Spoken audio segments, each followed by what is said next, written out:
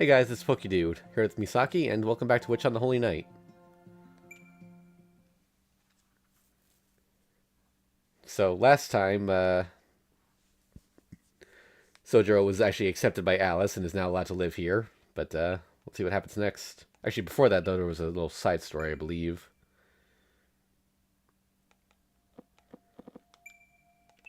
Martha. Why'd you say that name? You know about the Batman v Superman thing, right, Misaki? No? A little bit. I know that was like a big fight and then it was all from a misunderstanding. Yeah. I never watched that movie, but it looked pretty bad.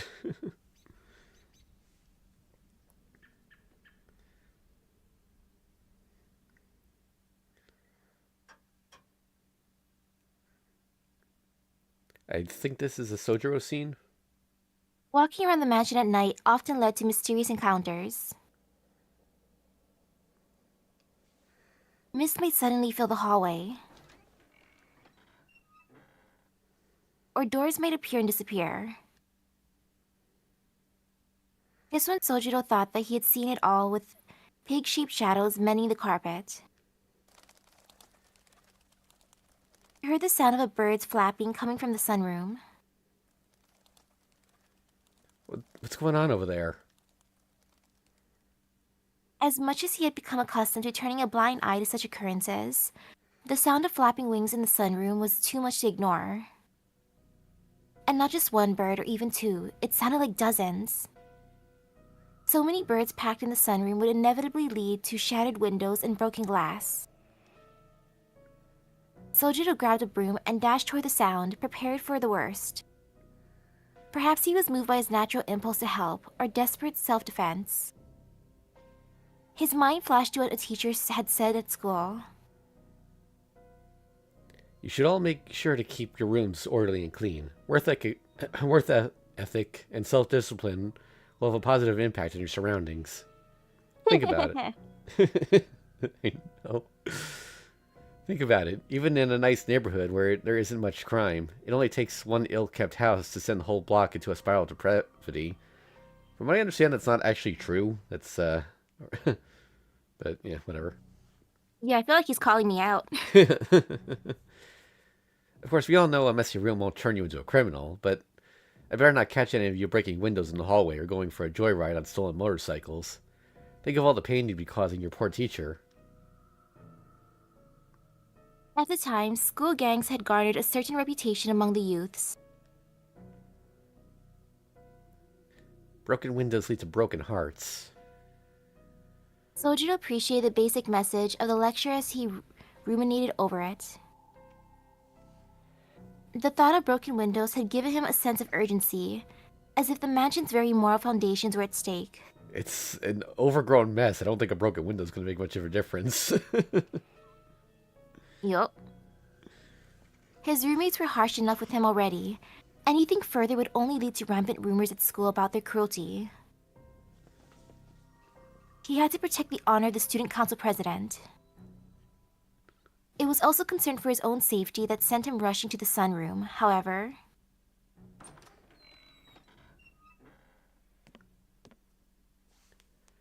Huh?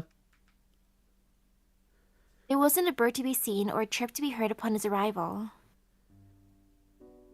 Oh, hey. Okay, so I'll take over now. Only Alice and Aoko, sipping afternoon tea at the table that overlooked this courtyard, were present. The dozens of birds Sojiro had sensed with his mountain intuition were nowhere to be seen. They were just chirping at each other. Did anyone see a flock of birds? Alice? Who knows? If can't see them, there must not be any birds. If kids... God damn these typos. I paid money for this game. I know, right? You heard her. No birds. It was a lie so blatant even Sojiro could see through it. That can't be true. He knew for a fact that he had heard the flapping of a flock of birds. Unable to accept there really were no wild animals in the room, Sojiro approached the window with suspicion. There were no feathers or any other signs of birds having been outside either. I think that's Aoko. Oh, right. Dinner. Chicken stew, was it? Of course, Aoko would say something like that as she watched Sojiro search desperately. Sorry, I'm working at the fish place tonight, but I've got you covered if you want sardines. Sardines. Sardines, huh? I don't like sardine pie. Not that I've ever had it. Can you put sardines in a pie? I don't know. Is that a thing? I've never heard of sardine pie before either. I guess it was just a play on chicken pie, but... Aoko's stand-up routine was far ahead of its time. Okay. Oh wait, I found out. Okay, sardine pie is called stargazy pie. Okay. That's And it's a whimsical Cornish dish. Sojiro backed away from the window and begrudgingly left the sunroom. Feeling Alice's all too familiar, inscrutable gaze upon his back. What's up, Alice? Just as he opened his mouth to ask what she wanted. Ow! Blue comet crashed into his head. It needed no explanation. It could only be a robin, the mysterious bird that appeared frequently in the mansion. Chirp, chirp, chirp, it shrilled accusingly. The truth was, the tiny aggressor that assaulted him just now was the greatest of the mansion's 7 wonders.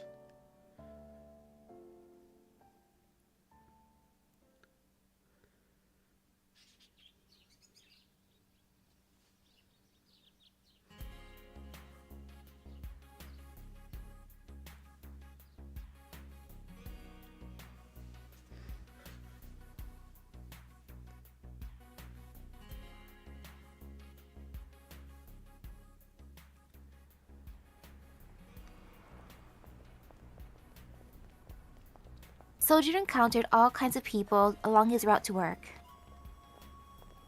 Still new to city life, he found the crowds of people outside the station utterly fascinating. In fact, they were the highlight of his commute. No two people wore exactly the same clothes or walked in the same fashion. With so many people, you would think that they would all melt into an indistinguishable huddle, but each person he saw was different and unique. Sojiro was excited as a child as he looked out at the bustling, diverse streets of the city. Stop it. Closing his eyes in shame, he sighed. He was upset with himself for behaving like a bumbling tourist from the countryside. You'll get in people's way spacing out in front of the crosswalk like that. Daydream somewhere else. A stern and familiar voice behind him snapped him out of his navel gazing.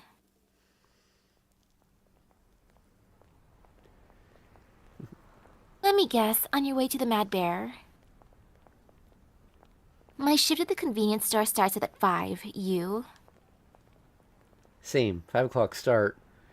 Were you on your way somewhere else? Just stopped by a bookstore. I'm out of stuff to read, so I thought I'd look for something new. I see. I guess we both have some time to spare. The girl who greeted him was Kojika Kumari, a work friend who was also in the same year at Misaki High. Though it would have been more accurate to say she was looking for a pretext to fight him rather than greet him. To Sojiro, Kumari had been the first person in the city that he could look up to. They'd met at his first job,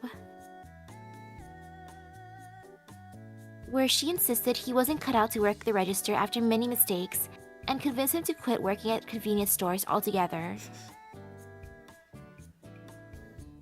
In the end, she introduced him to his current job at the Chinese restaurant, the Mad Bear, a much better fit for Sojiro. You look a little worse for wear, Shizuki. Why the long face? I've never seen you so pouty. Usually, standing up straight is the one thing you're good at. Something on your mind? Wait, are you getting bullied by the older guys in Mad Bear? You can tell me anything you know. Nope. Hey, Ocelot, how you doing?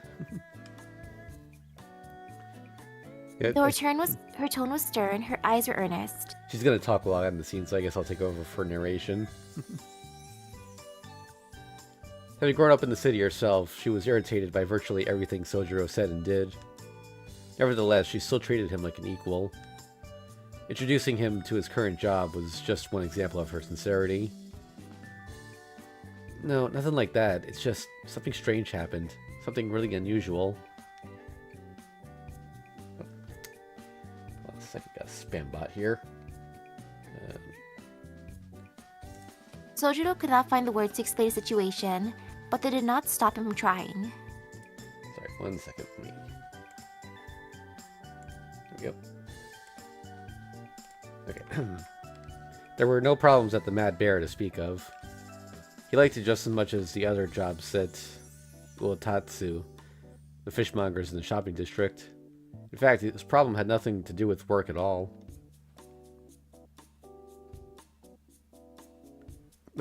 No, his problem was a certain blue bird that would not stop pecking at him recently. You're getting pecked by a bird? Wow, and here I was thinking the world had ended. It is pretty unusual for a bird to be blue, I guess. And that's not the only thing unusual about it. There are plenty of blue birds. What's she talking about? He stopped, unsure of how to proceed. Words alone were not enough to convey the bird's plump body or the sound of its chirping.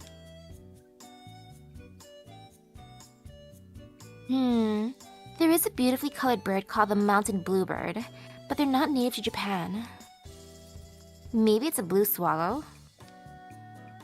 No, it's more round than a swallow. I tried to look it up in a bird book, and the closest thing I found was a robin. Convenient. Yeah, but robins aren't blue. You know those blue chicks that they have at fairs in the city?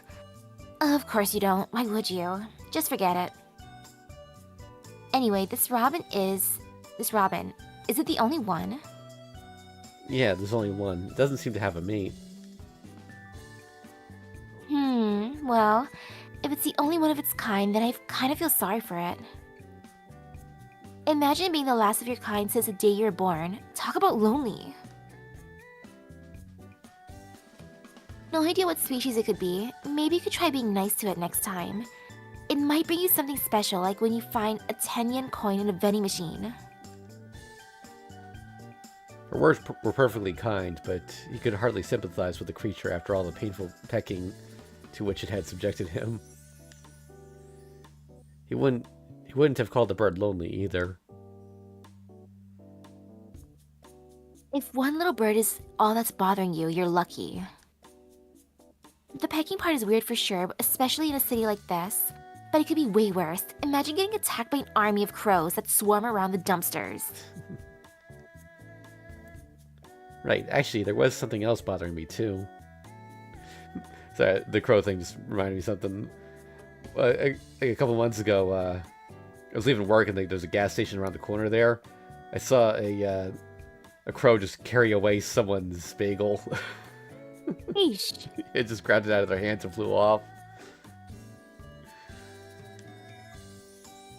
Her example had reminded him of the mystery of the disappearing birds at the mansion. A stranger than strange event. See that hill? I actually live on it.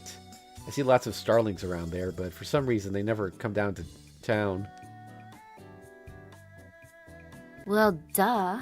You never see birds in town, but on a mountain like that, there are bound to be wild animals. Move out way out there anyway. I mean, I heard you moved out of your old apartment, but isn't it a pain going to school? What are you doing out there in the boonies? Things just worked out that way, and the commute isn't hard. If anything is painful, it's what happens inside that place. Huh? It took 30 minutes to reach town on foot. The 40 minutes to the nearest convenience store would be the real kicker for most people, but for Sojiro it was no inconvenience. The real problem was the dark forces beyond human understanding that lurked within the grounds. Sorry, I didn't mean to bring all my complaints to you. I'm curious about how you said there aren't many birds in town, though. Why is that? By the way, is he really tall or is she really short? I feel like she's just short. Simple. They failed to adapt to the environment. I didn't know you were so interested in birds. Are you an animal lover or something? I guess I do like animals more than I dislike them. Really? I can't stand them. I'm surprised you didn't pick up on it sooner.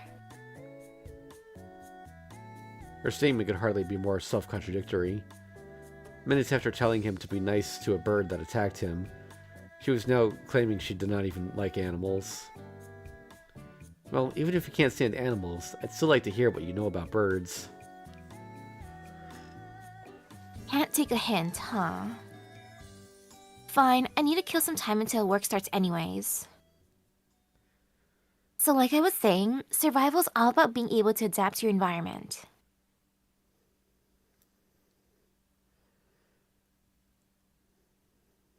Misaki's pretty big now, but it wasn't always like this. Half of it used to be woodland, which was closer to the type of environment the poor things were used to living in. The way Kumari addressed him was out of note. Oh, the way Kamari addressed them was of note. Whether she liked them or not, she seemed to at least have some respect for them. Nature ended up with the short straw. As the city modernized, humans always change their surroundings to suit their needs after all. Diverting streams to get rid of mosquitoes, covering everything in town with concrete, it made the area unlivable for the birds. Without enough bugs or trees, they had no choice but to flee. Chased out of their home, they moved from the forest to the mountains. A convenient urban center for humans isn't the kind of place that can support a colony of birds. And that's all it took to get rid of the birds in the city? Just like that, and we never see them again? It's not that extreme.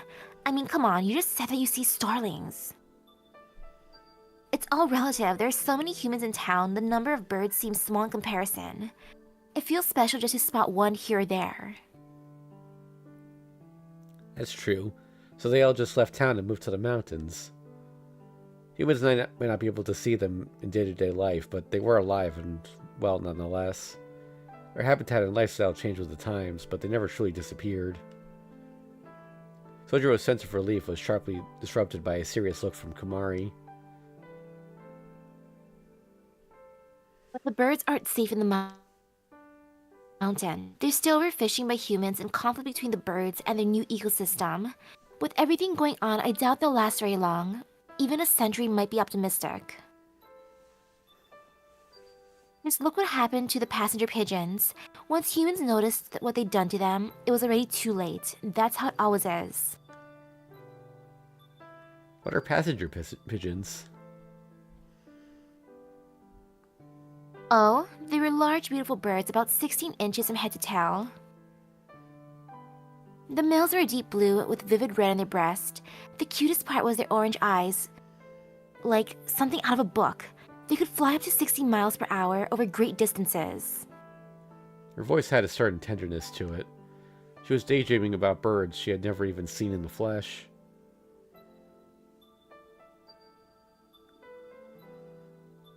They were a type of pigeon native to North America, so they used to fly north in spring and then back south in winter until it got warm again. But that was over a century ago. They used to be the most common higher animal on Earth. There are 5 billion of them in total. That's more passenger pigeons than humans. Pretty amazing, right? As a reminder, this game takes place in the late 80s. That is no longer true. So... Wow, I never thought about an animal being more common than humans. Yeah, I know. But now they're all extinct thanks to the same humans. Settlers from Europe who went to the Americas in the 16th century mentioned flocks of passenger pigeons so vast that they covered the entire sky. Those were the oldest written references to them that we have.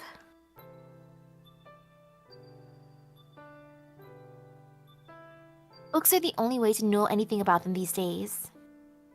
It's hard to imagine so many birds that they block out the sun, cover whole forests, and drain down droppings like snow. It sounds like something out of a dream, doesn't it? But for people back then, it was more like a nightmare. Sure, each individual bird was beautiful, but together, they amounted to a violent force of nature. I see giant flocks of birds like that sometimes. Enough to like block out the sun, though. Like, In like a parking lot area. oh yeah. They were downright demonic with the power to destroy forests and threaten everyone. Their nesting grounds are up to 6 miles wide, and just one colony could have 50,000 birds in it, so you can imagine how loud it got. A flock of birds so big it could instantly transform the landscape and cover the whole land with its cries. I can see why the settlers were scared at first. 50,000 birds all in one spot. Sojiro trailed off as he attempted to count the number with his digits. He could barely count the number of people in the crowd outside the station. This was far beyond his capacity. But if there were so many of them, how could humans wipe them out? Good question. No one back then thought it was possible either. But it's simple when you realize that passenger pigeons are both a threat and a cheap commodity. All the flying that was made was what made the meat of migratory birds so delicious to humans. And all you had to do was point your gun in the air, bang, and there's dinner. What would you do in their shoes? This might sound heartless, but the passenger pigeons were a species that could easily be converted into cold, hard cash. Naturally, the hunting went on and on. People would pluck their feathers, stick them in a barrel with salt, and ship them out. It wasn't hunting after a point, just consuming a resource. It didn't feel like work or labor to the people doing it. In those days, you could get a whole passenger pigeon for 1 cent. That's roughly equal to 1 yen. Can you believe it? The smallest denomination of currency in society was enough to purchase an entire life. Kamari spoke as if reciting from a textbook. Her voice nevertheless had a certain darkness to it. Was it pity for the slain birds or disgust with her fellow man? Either way, the passenger pigeon's fate was a cruel joke carried out by humanity. Typical, some might say. Poor Sojiro had yet to comprehend just how typical that side of humanity was. And that was only the beginning. The real damage began in the 19th century. Passenger pigeon hunting became more popular than ever before. Remember learning about the gold rush and the American Civil War? America was expanding really fast back then. Immigrants kept flooding in from Europe, and by 1870, there were 40 million people living in America. Passenger pigeons were the perfect thing for their purses and stomachs.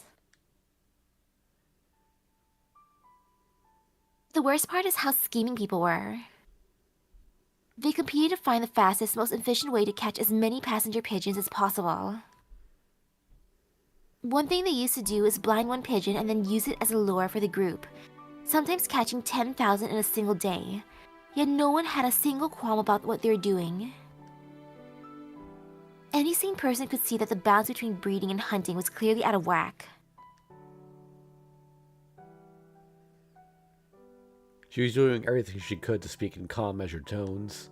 Sojiro, meanwhile, was completely enraptured by her words. Having been raised in the mountains, it was by no means a happy story for him. Right now, he was more interested in knowing why it ever happened in the first place. Something seems off about that. If their numbers were decreasing so fast, the passenger pigeons should have tried harder to avoid humans. That's where they were unlucky. They had really low fertility rates and no means of protecting themselves. All they knew to do was live together in groups. That was their only form of self-defense. passenger pigeons managed to build an empire of 5 billion only because they lacked natural predators. Indigenous people didn't hunt them either, apparently. It was the settlers who wrecked the local ecosystem. No one ever imagined in their wildest dreams that so many birds could just go extinct. The passenger pigeons couldn't have been prepared for predators showing up centuries later out of the blue from across the ocean. Finally, in 1896, humans began to realize what their crazed enthusiasm had brought about. 250,000 passenger pigeons. That's how many they estimated that were still left, but it was too late. The government tried passing laws to protect them, but human habits are hard to break. Maybe hunters just thought that with 250,000 passenger pigeons still left, taking 1 or 2,000 wouldn't be a big deal in the greater scheme of things. Hunters started using the latest technological breakthrough, the telegraph, to keep track of where the passenger pigeons were. Soon, they had shot down 200,000 and injured 40,000 more. That left only 5,000 passenger pigeons in the world. And at that point, they could no longer survive in the wild. Sojo's face sunk into a scowl. No longer able to survive in the wild. He knew all too well what that phrase meant. No wild animal can last long on its own. No animal can survive without a sufficiently large population of their fellow kind, and sufficient feeding grounds to support the group. Strength in their massive numbers was all the passenger pigeons ever had, and so once that was gone, they were as good as extinct. What happened to them in the end, though? Eventually, there were only 3 passenger pigeons left. 2 males and 1 female were kept in captivity at the Cincinnati Zoo, but within the year, both the males had died. Then only the female was left. At that moment, when the other 2 died, she became the single loneliest creature on Earth. Her name was Martha. The last of her species that had once soared over North America, she would never fly free again, trapped forever in her cage. At the age of 29, she finally passed. It happened at 1 o'clock on September 1st, 1914. The only case in all of Earth history where we know the exact moment a species went extinct.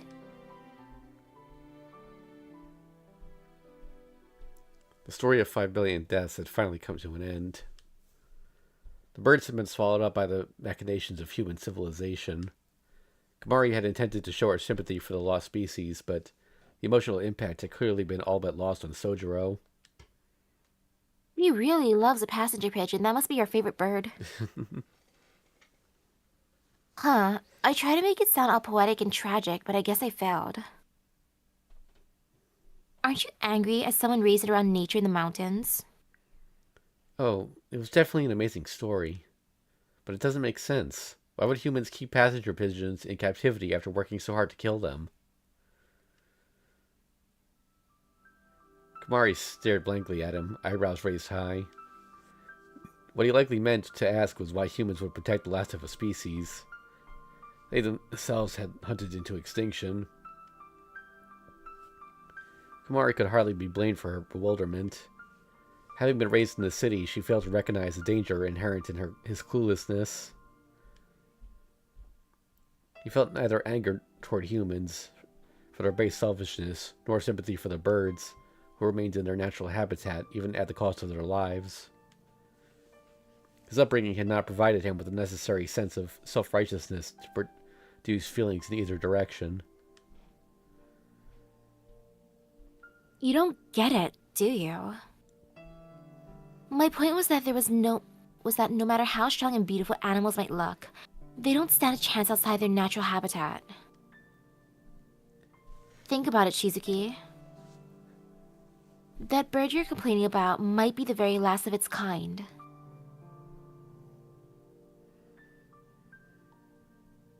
And with that, their idle conversation came to an end.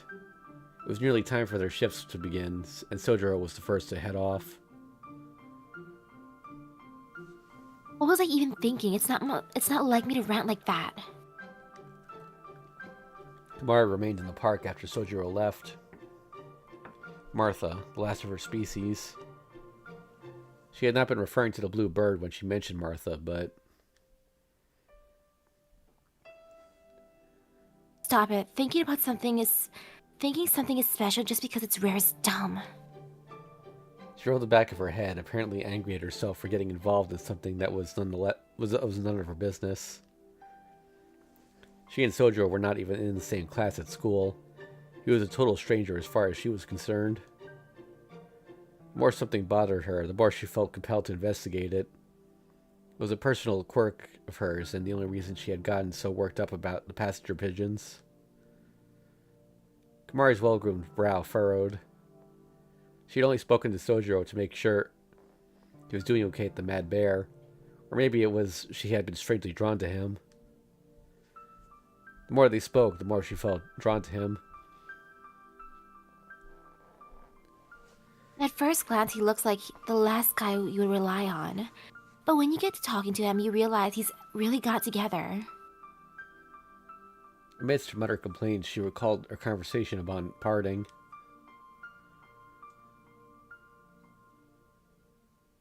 So, gotten used to everything yet? To which he had given a weak shake of his head. Not at all. There are so many things to keep track of. He was trying his best to keep up with the overwhelming amount of new information every day. However, despite his apparent naivety and frailty, he was in fact trying to learn everything he could about his new surroundings. But at the same... there was no reason it needed to be so overwhelming in the first place. It was only due to his own naively subordinate frame of mind that he felt compelled to memorize each and every detail. I wonder... I don't think I'm exactly being subordinate. The fact is, I'm still just figuring out what's right and wrong, he awkwardly claimed. Right, but maybe, just maybe. Kamari stopped herself mid-train of thought, deciding to instead wave goodbye and take her leave.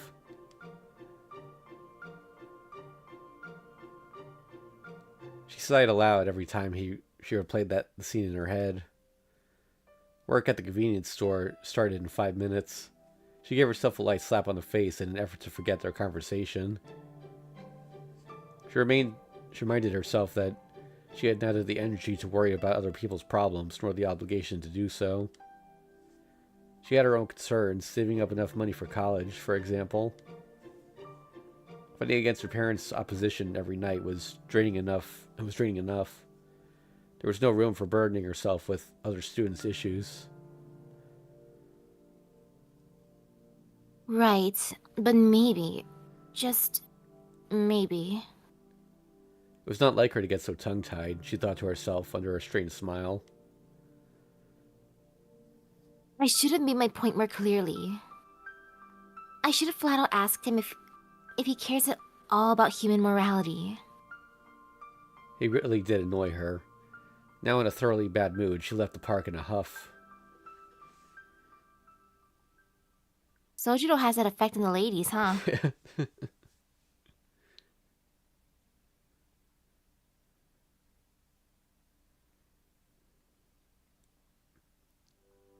When Sojiro entered the drawing room after work with a gift of sardines for his roommates, he came face to face with Alice sitting on the sofa. Oh, hi, Alice. Sense of familiarity to be able to say, I'm home, when entering the mansion still eluded Sojiro. He headed straight to the kitchen to fill a bucket with water to keep the sardines fresh. But the icy stares on his back sent him anxiously to the refrigerator instead. Bucket's not allowed in the kitchen, remember? Calmly accepting the change in plans, he shoved the sardines into the fridge and peeked back into the drawing room. Alice, have you seen Aozaki? Well, either she's in her room or she's gone out somewhere. Her reply was curt. He nodded and got to work cleaning the kitchen. There was nothing in particular he wanted to say to her, and also sensed that it would not be a good idea to start up a conversation needlessly. So he tidied up the sink area, washed the cutting board, wiped down the knives, and put away the cutlery so they could be easily found. Her black eyes monitored every action in his streamlined workflow. A rhythm that even the most seasoned housekeeper would be envious of. He would surely notice her gaze before too long. He bent over to store a large pot under the sink when it happened. As he began to stand back up, he locked eyes with Alice, and then...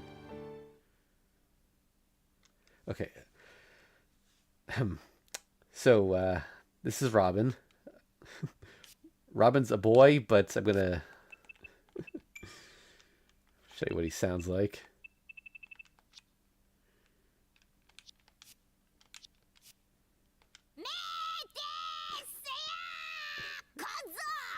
Oh god.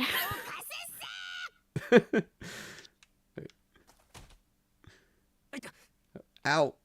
Before he could make another move, he felt something slam to the back of his head, a bright shock of blue. He knew what it was without looking. It could only be the mansion's blue robin. Why does that thing have to start messing with me so soon as I get home? Sojiro muttered under his breath. It was a rare situation that made Sojiro feel like complaining.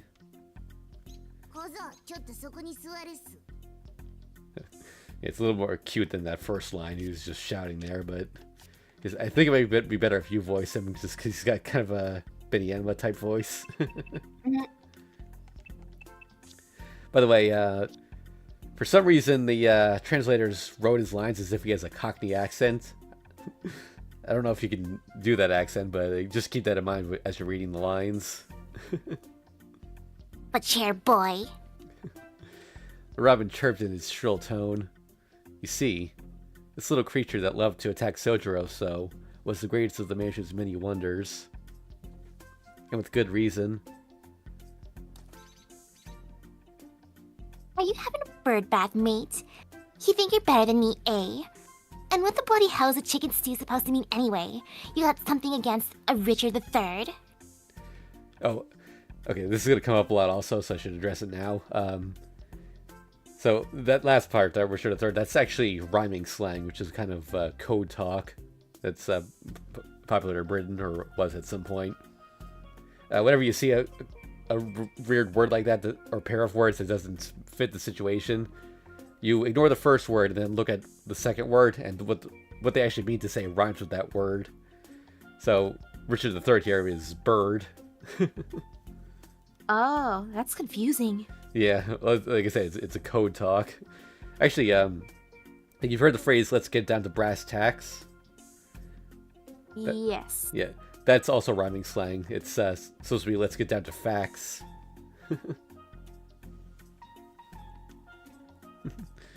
Like so, Sojiro had an inkling of what the bird was getting at.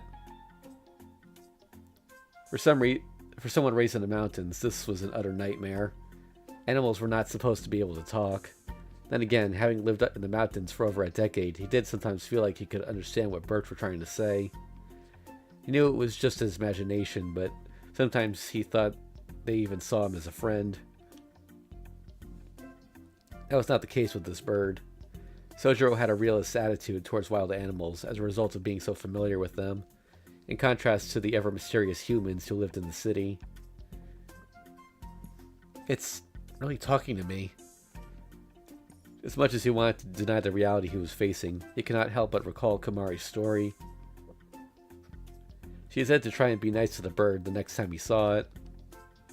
According to her, any rare or one-of-a-kind creatures must accordingly feel very lonely. I said, sit your pipe and drum down.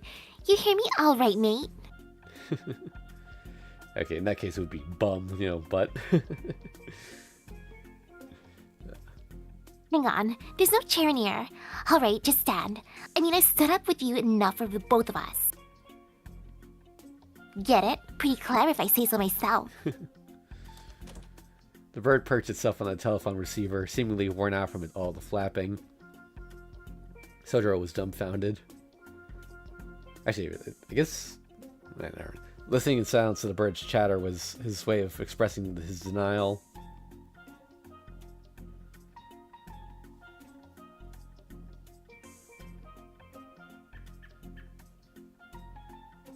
I'm pretty old, you know, on account of me long career as a ploy. I've served Miss Alice from when the goddess mom was around. Don't ask why I'm blue. My best skills are playing the detective and the victim. My detective side always dies first, so no one can ever figure out who killed me. This is a reference to a fairy tale, folktale, some fable called "Who Killed Cock Robin." I said just look it up later. I'm not actually that familiar with it myself, but Yeah, I never heard of that one. wait, you're a ploy? I've heard that word before. What does it mean again? Say what? Is you asking what I is? I don't know what to feel right now. Sexy or terrified? Thusly, the conversation began between the two most powerless residents of the Kuonji estate. Humankind and birdkind, able to understand one another after all. Sojiro was tired of letting the bird get to him, fully aware that ignoring it took more energy than it was worth. Filled with a sense of resignation, by the time we finally did make an attempt to interject, both parties' guards were firmly down.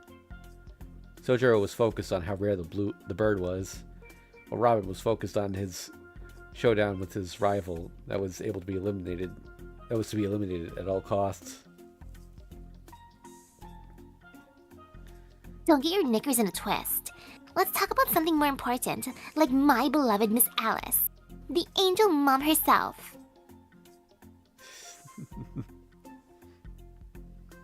Wait, she's an angel? Wait, I just realized you're covering up Robin here, and let me just show that he's down there. Okay. It was an impressive sign I like how he took this literally, though. Yeah, definitely an angel. Yeah. It was an impressive sign of progress that he did not need to ask what an angel was.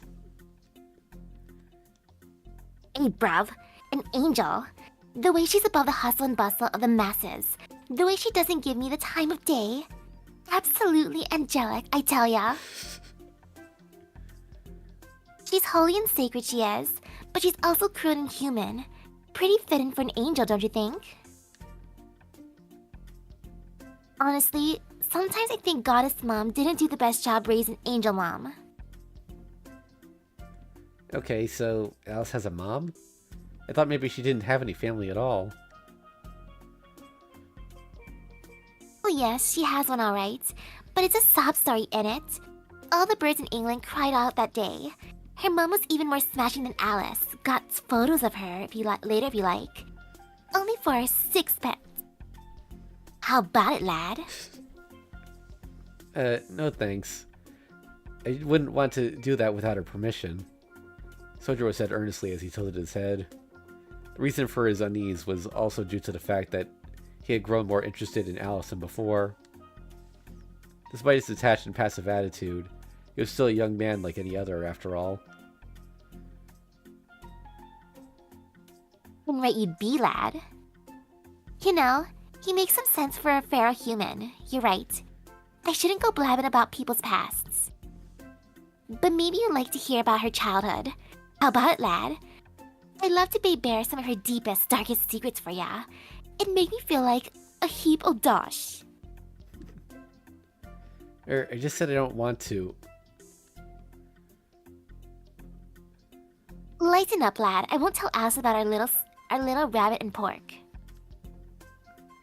Let me start with the day we first met. Despite her looks, she didn't have so much as a single friend in the world, you see. I was the only one that Mother O'Pearl had to talk to. Playing that game where you bounce a ball against the wall by your lonesome. It was just like that. 14 years of memories with her I have. So let me start at the beginning. I just said... Here we go. Buckle in, cause this is gonna get good. Sorry, 1 second. Okay. Okay. The bird was trouble. The word bird brains had taken a whole new meaning to Sojiro. If he was stuck listening any longer, he had the feeling he might hear something he would not be able to unhear. Sorry, but I should really get going. With a wave of his hand, he attempted to flee to the attic above the second floor. No, wait just one moment, boy. You're about to miss the best part. Who do you think you are, Scarlet O'Hara? O'Hara? You think you're the most important character in this war? You're not fooling me, that's for sure. What's a saucepan and lid like you getting all Angel Mom's attention? Why? You're all she looks at. I can't stand it. So you better tell me your secret. I'm serious. And you never want to see me get serious. What? Halfway up the stairs already, Sojiro quickly retracted his steps. What'd you just say? Now whenever Angel Mom has a moment to spare, she starts watching you like a hawk, that's what. And now I remember why I want to talk to you. I wanted to make sure you don't go getting any big ideas just because she's looking at you, over with that burning look in her mince pies. Already saved you more time than you know, Mr. Sonoji. If it wasn't for Miss Alice's orders, he'd be stuck in some old mirror, you know? What's really going on? Is this a crazy rubber and glove that you humans get all Moby Dick over?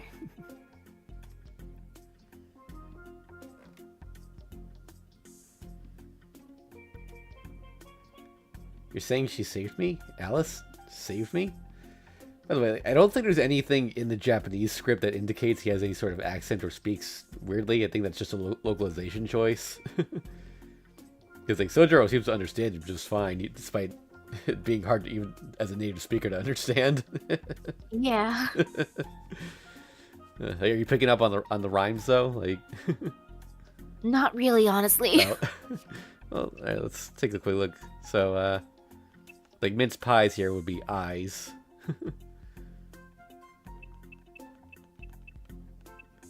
Let's see. I don't know who Scarlet O'Hara is. I think he's just referring to someone, though.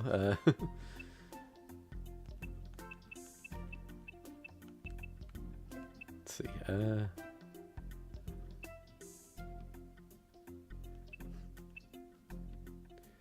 The mother of pearl would be girl, you know.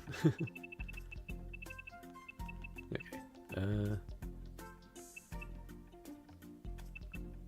Saucepan and lid would be kid. Yep. I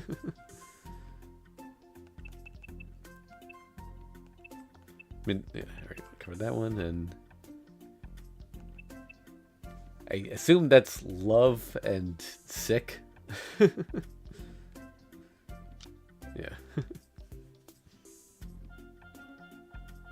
Well, she's also the one trying to kill you, but came off it.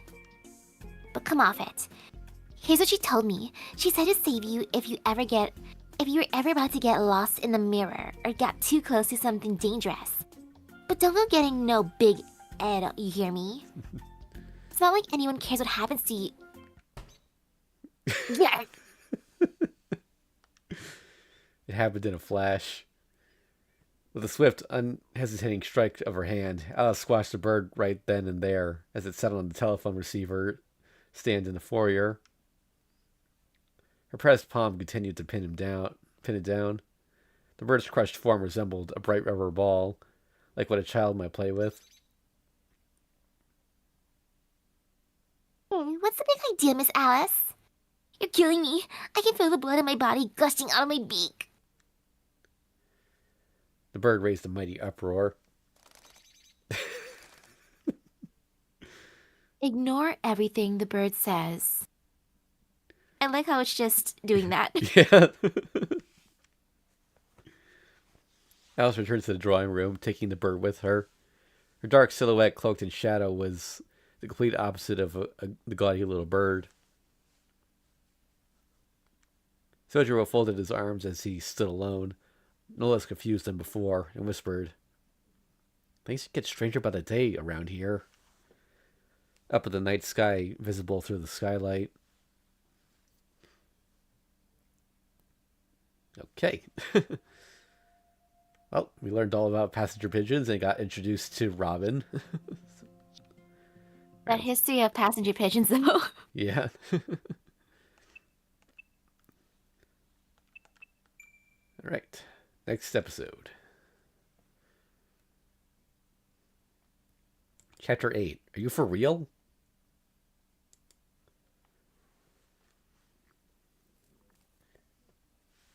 Misaki High School's winter vacation began in mid-December. The tranquil air of the school was a refreshing change of pace from the more competitive schools and their nationally famous sports teams and exam-oriented curriculum. The empty, newly constructed building evoked images of a pure white swan descending upon a still winter lake. The modern school building felt alive in its stillness, in spite of the absence of its lifeblood of students. Most students never knew what this building used to look like. It was just a small, rundown wooden building, a shadow of its former self. The former school was never torn down, and now stood in lonely silence. It was tucked away deep in a seemingly infinite wood that stretched across the mountains. The sound of brooms sweeping dead leaves resonated in the air. The ocean of leaves had accumulated into piles as big as sand dunes. Sweeping was a futile venture at this point. An ominous feeling lingered in the air, perhaps the result of 2 years of abandonment. Cleaning the inside of the building alone would take more than a few days to finish. Not to mention... Ugh, this sucks. We're students, damn it, not machines. We barely got any winter break, and that student council has us out here doing this crap. The misguided youth sent here for the job wasted no time making it clear he wanted no part in the beautification efforts. At least let us wear a jacket or something. It's freezing out here. Is this part of gym class or something? Winter marathon training? I'm saying this as someone who never skips gym class. Hosuke Kinomi continued to mumble and grumble to himself as he reluctantly swept away at the ground. Meanwhile, Sojiro silently and swiftly continued his sweeping, glaring at Kinomi out of the corner of his eye. Are you seriously trying to clean all this up for real? There's only like 40 of us out here. There's no way we're going to get all this cleaned up, so who cares? Anything can be completed with diligence, Kinomi. Stop complaining so hard. Kinomi went back to idly swinging his broom without even glancing over at Sojiro. Mornings in the mountains were cold. There was no hint of sun in the cloudy sky above. Ash-gray light illuminated the rear courtyard. The sharp cold of midwinter pierced through everyone's gloves, as if they did not exist. A day like this was best spent indoors under warm blankets, but for some reason, they were out here cleaning. The Special Winter Cleaning Team.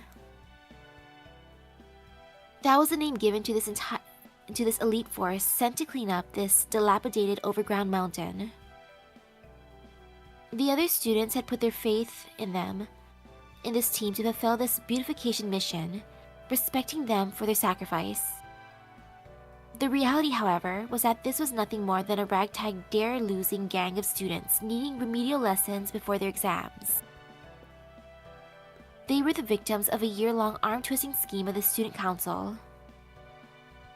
Who in their right mind would come out here to sweep up leaves with a blizzard looming on the horizon? Other than one of the 40 assembled, none of them had any semblance of interest in the task at hand.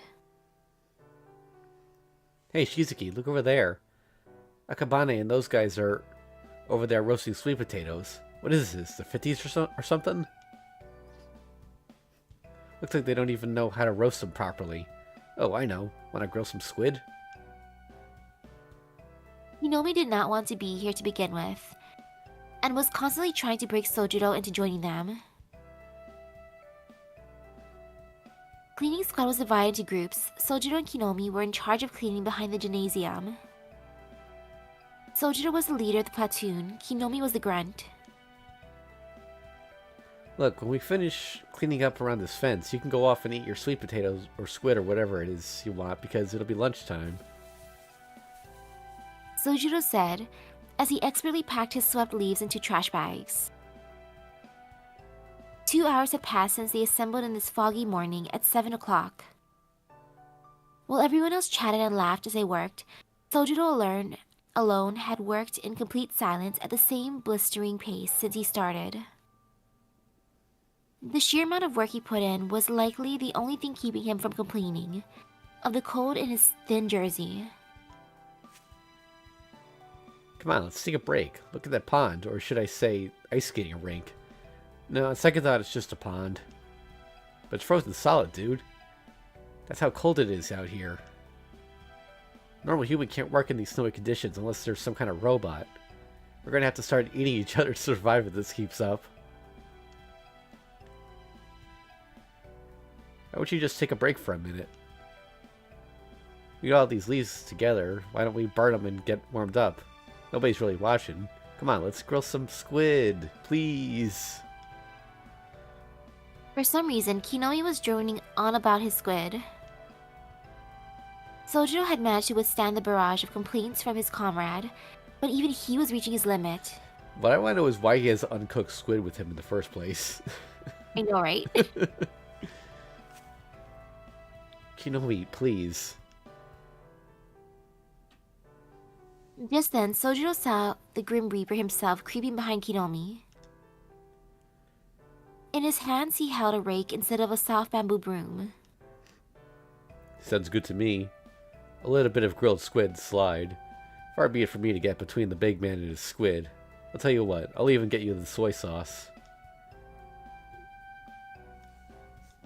Kinomi shot to attention at the voice behind him. Tsuchiki, is that you? Before quickly turning around, swinging his broom in the process. Tobimaru easily blocked the swing with his rake. Oh, so now you want to use that broom, huh? Just can't contain all that hard-working spirit, I see. Maybe I should assign you to the special Siberian trail, then.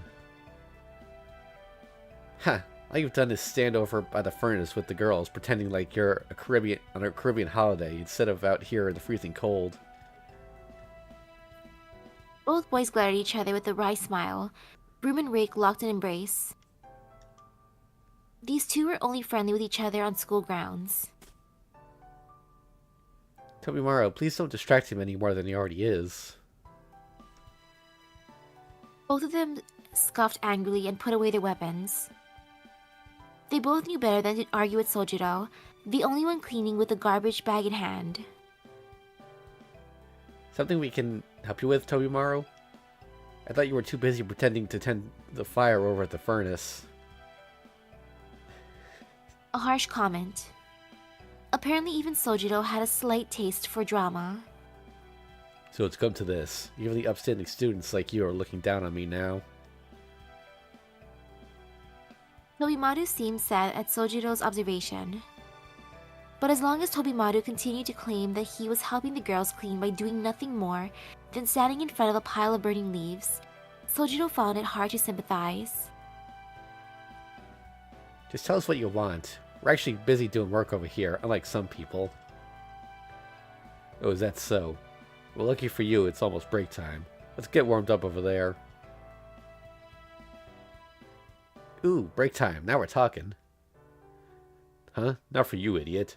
Only people who've actually done some work today can take a break. If you want to come stand by the furnace, then bring me enough leaves to fill a cart. Until then, keep sweeping. Arg, I have rights, you know. This is an abuse of power. Yunomi's complaints naturally fell on deaf ears. Tobimaru had been selected to lead the cleaning operation, and his word was final. If Kinomi were to continue to push his buttons, he knew he would be on cleaning duty tomorrow and the next day too. Alright, here we go, people. Don't ask me why, but we have a bunch of cans of sweet red bean soup. Some meat buns would have been better, but that would have required a certain someone to use their brain. We've also got some emergency chocolate. God damn it. What the hell was she thinking? Sojiro reassured Tobimaru by saying that he thought the food would do just fine for everyone. Huh? Wait, you're not coming? Nah, I'm gonna stay here. We can just burn some leaves to stay warm like Kinomi said. We've got a pond right there, so we can easily put it out when we're done. This was clearly for Kinomi's benefit. Tobimaru furrowed his brow while Kinomi shivered from the cold. Oh, oh. Is that a glimmer of friendship I just saw? You know what? You're as pure as the snow is white. This is nuts, but just wait here, Shizuki. I'm gonna grab some potatoes from Akabane. Perhaps shy to show his true feelings, Kinomi ran off to the neighboring group. I figured you'd say that. Here. Tobimaru pulled out a hot can from his jersey pocket, scratching his head in exasperation. He pulled out 3 in all, one from his jersey pocket and one from his pants pocket. Let's get a fire going. I'm gonna chill over here too. Okay. I guess we both know how to deal with people, huh? Sojiro quickly prepared the leaves for the fire, carefully gathering them up for them to burn neatly. You're pretty good at that. It's easy when you have matches. Where'd they get matches from? And I guess they were allowed to have them on them for burning the leaves, I guess. I don't know, it sounds a little weird. But... Yeah. Sojiro crouched down in front of the burning leaves and warmed his hands near the flames. Even though he showed no signs of being cold, underneath it all, Sojiro was cold too. He gazed into the fire as the smoke rose from the pile of leaves, as if remembering the good times in his past. Tobimaru felt a touch of concern as he looked at Sojiro. He saw within him homesickness and retrospection. He also saw a dark shadow looming over him, like a stranger in a foreign land without a home. You don't look so good, Sojiro. I suppose I am a little tired. If you need to talk, I'm here for you. Just let me know. Tobimaru continued speaking with the pull tab from the can of sweet red bean soup still around his index finger. Sojiro was focused on the fire. Oh yeah, while you were taking a break from school, Aozaki slugged me. She said I've got a big mouth. Wow, congratulations. Sometimes Sojiro would reply incoherently like this. Tobimaru chalked it up to cultural differences. Say, how are things going with Aozaki anyway?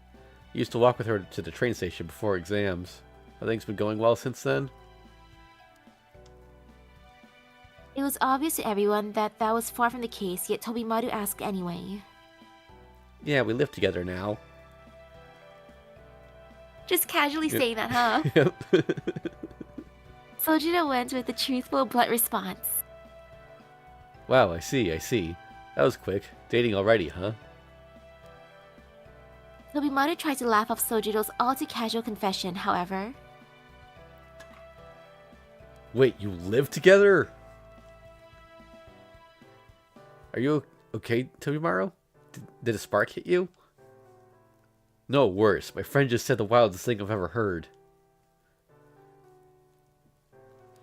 Sojiro protested Tobimaru's reply with silence. You're not joking, are you? One day you're barely interested in girls, and the next you're shacked up with one? Tobimaru had always felt that he and Sojiro were an equal match in strength-wise, but for some reason, he could not shake the feeling that Sojiro was now his superior in the brain department. Sojiro cast a rare angry glare at Tobimaru's direction. That was awfully rude. What do you mean I'm not... What do you mean I'm not interested in girls? Sojiro seemed genuinely angry, and his voice was icy. This uncharacteristic level of anger from Sojiro was enough to get Tobimaru to back down. Hey, look, I was out of line. I just assumed a few things. I apologize. Seriously, what do you mean you're living with her? This all seems way too fast for you. It's not what you think. I'm just renting a room in her house. It's up in the attic, but it reminds me of a mountain cottage, so I kind of like it. Tobimaru did not bat an eyelid at hearing that Sojiro now lived in an attic, and continued his questioning. I mean, we're talking about that mansion, right? The Kawanji mansion? This is out of this world. What kind of wizard are you to pull that off? Huh? You know that place, Tobimaru? Come on, dude. You're talking about the heir to the Tsukichi throne here. Of course I know about the mansion where the first daughter of the Kawanji group lives. She's a sophomore at the Reian Girls Academy, right? Kawanji... what? Sojiro was looking more confused than ever, so Tobimaru reluctantly explained everything as simply as he could, so Sojiro could understand.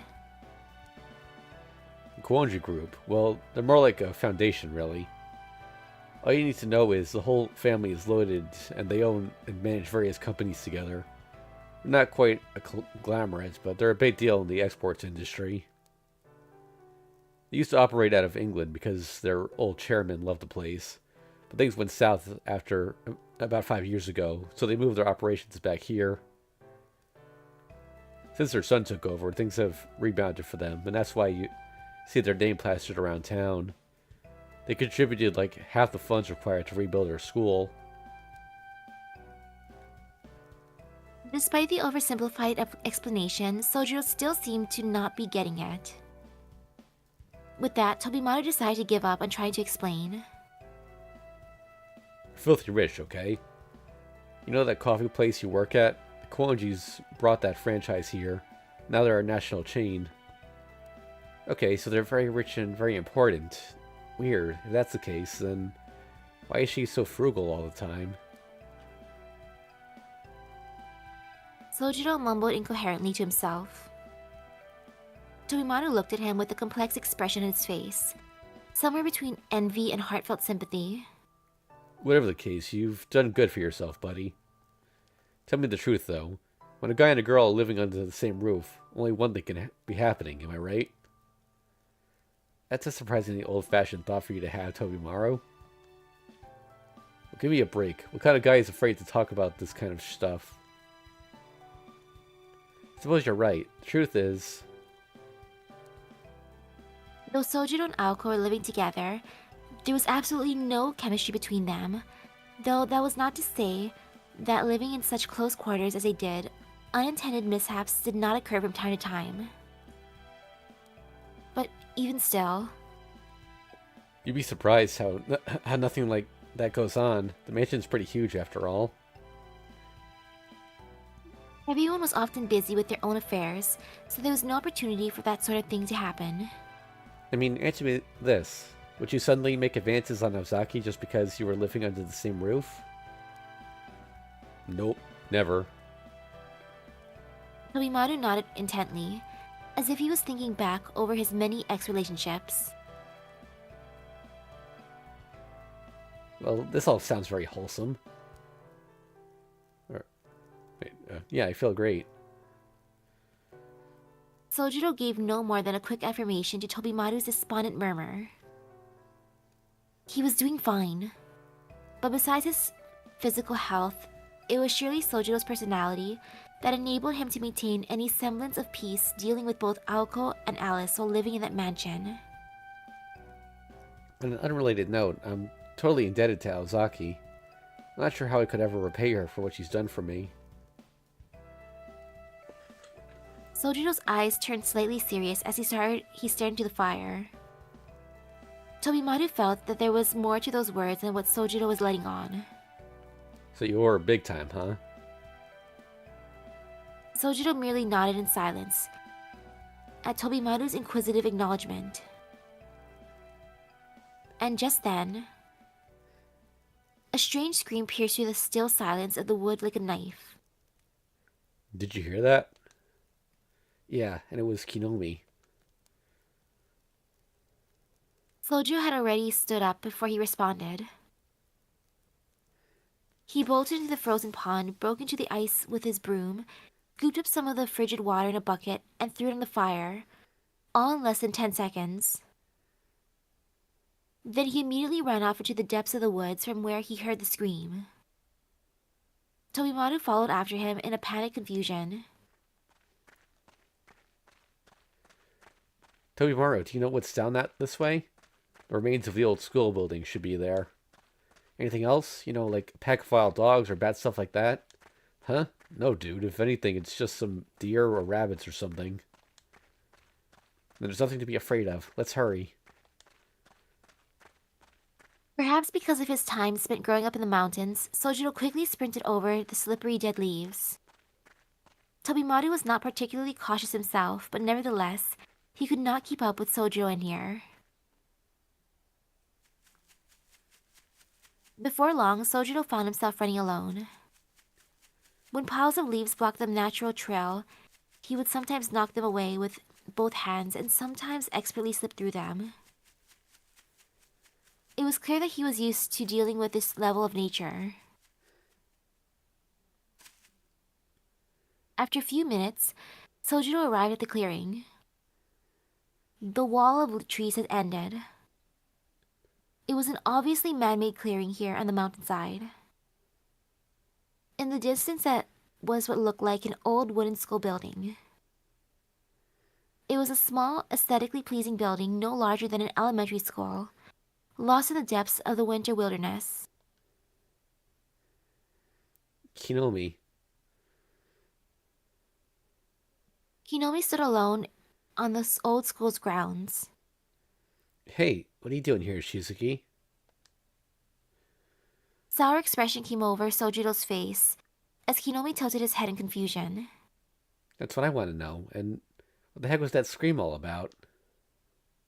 Huh? What scream? I was just pissed at this dumb kid. Look, there he is. I know he's got some potatoes on him. Damn it, we let him run off inside. Kinomi pointed resentfully towards the old school building. There was indeed somebody standing at the entrance to the building, just over 300 feet in the distance.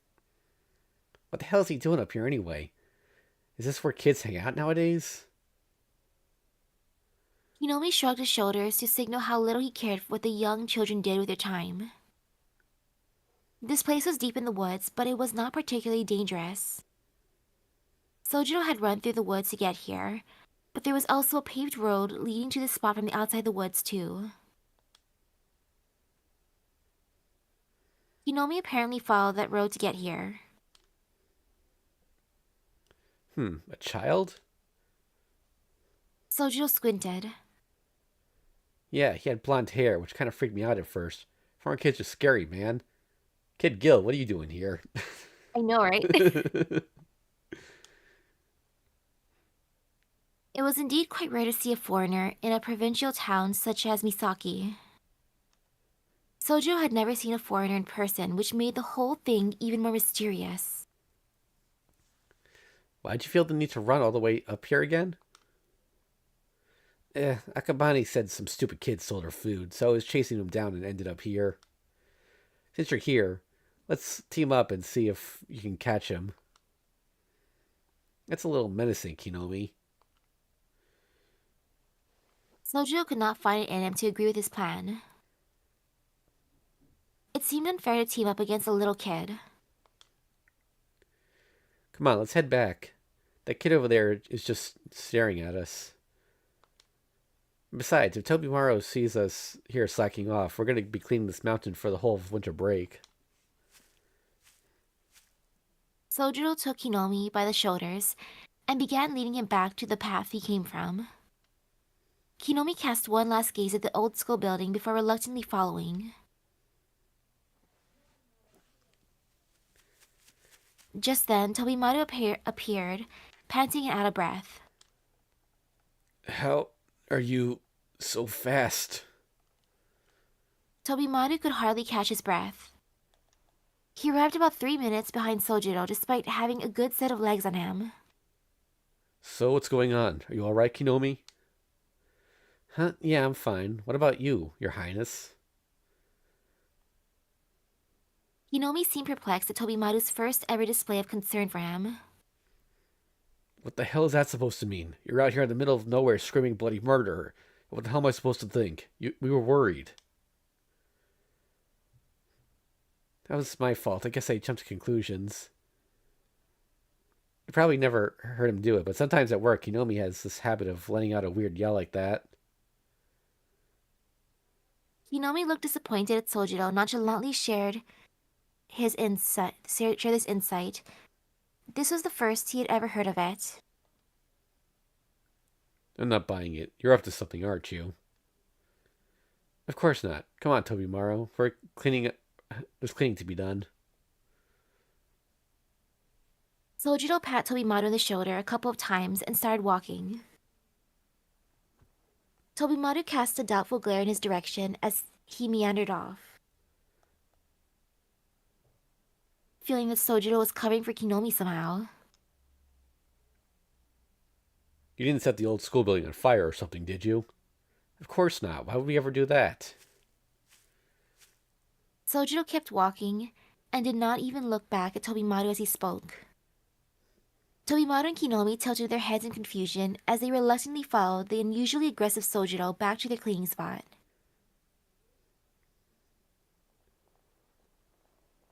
And so, the special winter cleaning team's activities ended uneventfully. The time was 3 in the afternoon. Upon departing, Hinomi and his crew invited Sojiro to come hang out with them, but he declined politely due to his job in the evening. He had about 2 hours until his shift began.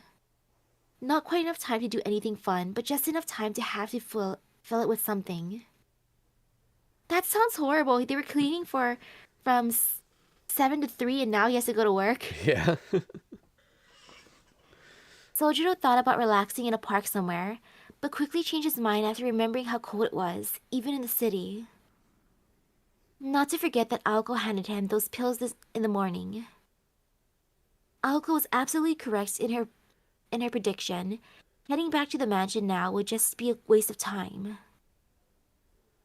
There was no reason for him to return to the mansion until after his shift at work. Still, Sojiro found himself on the way back anyway. Having grown up deep in the mountains, a little 2-hour walk was really no sweat off his back. Misaki was one of the more quiet residential areas in Misaki City. By the way, how steep is that hill? Like, can you even drive a car up that? Like, Yeah, it looks painful. And he's walking that too. The only thing that really stood out here was Shiroi Nuzuka. It was a hill that led directly into the woods. The silhouette of the mountain served as a backdrop to the suburbia, silently overshadowing the small human actions of the people who lived there. Even in this modern day of technological progress, the people here were always careful to pay reverence to the nature around them. If that mansion were a shrine, it would not be a haunted house, but a famous tourist attraction. wait, I just realized something. The houses around Shiroi Nuzuka were all magnificent. Sojiro understood that as he looked from the bottom of this hill, where the rest of the town lived at the roof of the mansion tucked away in the woods. He understood what Tobimaru was talking about how the Kuonji family who owned the mansion might be the richest people in town. They really do hate me. Why else would they ask for a rent? Sojiro began walking towards the mansion with such thoughts simmering in his mind. The feeling of the hard asphalt beneath his feet instead of soft dirt felt lonely and isolating.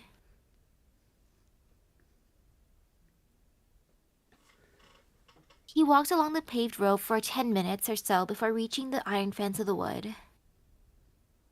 Beyond this fence was the private property of the Kuonji family. It was bereft of any awkward no trespassing signs. The tall, overbearing iron fence was more than enough to remind visitors that they were unwelcome here. Sojiro casually pushed on the iron gate. Only 2 days had passed since the end of the final exams, and he already seemed more than comfortable with the idea of entering this wood alone. The path to the mansion from inside the wood curved and bent like a snake. It took about 15 minutes to reach the mansion on this path. He could have chosen to ignore the long incline and travel in a straight line through the wood, but he would have experienced significantly more energy in doing so. No, using the wooded path was a sensible option, barring an emergency.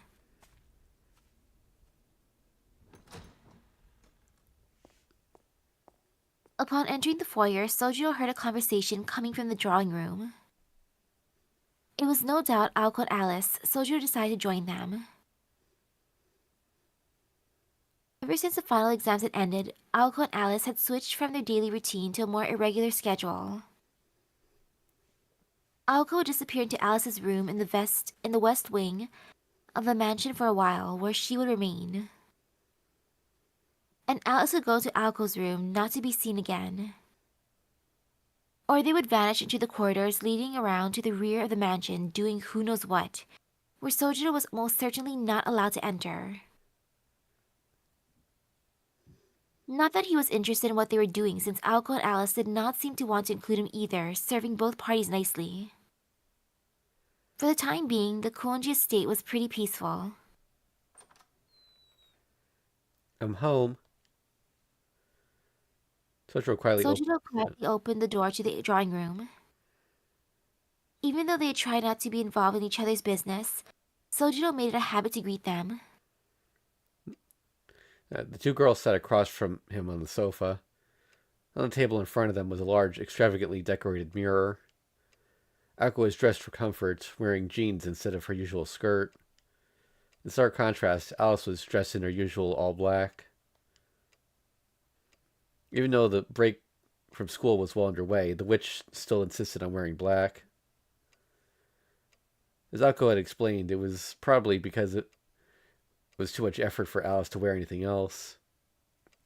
Sojiro's thought was that he would like to see her wearing something different. Aoko and Alice seemed to be in the middle of some sort of dispute. The air in the drawing room was tense. They both ignored his greeting. Alice only briefly looked up at him.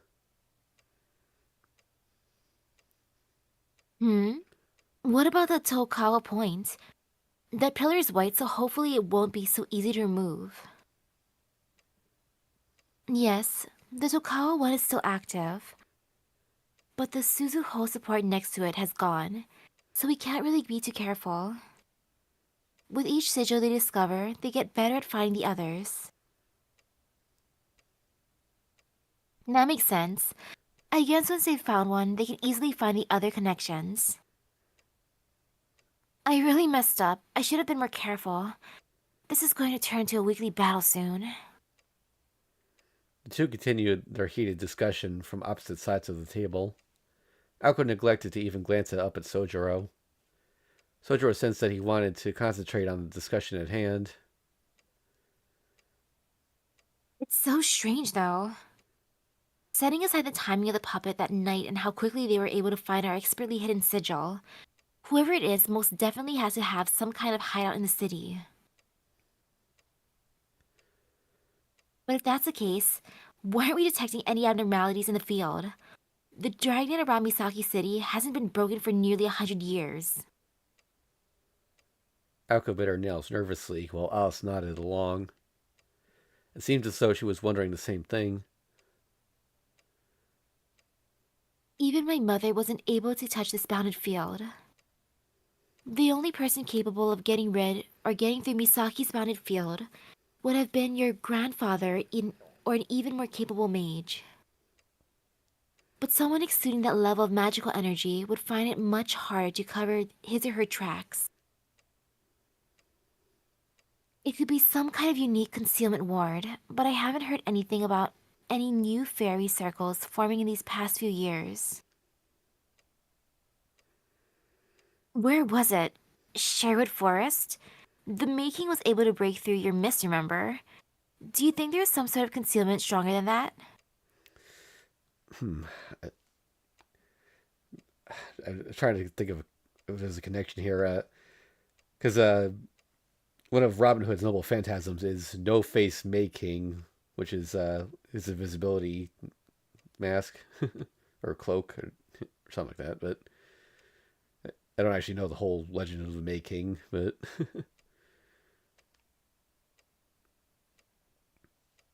All I'm saying is that whoever we're dealing with has skills greater than our own.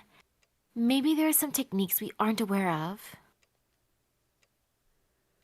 Either way, we need to reevaluate things. We might be under more pressure than we thought.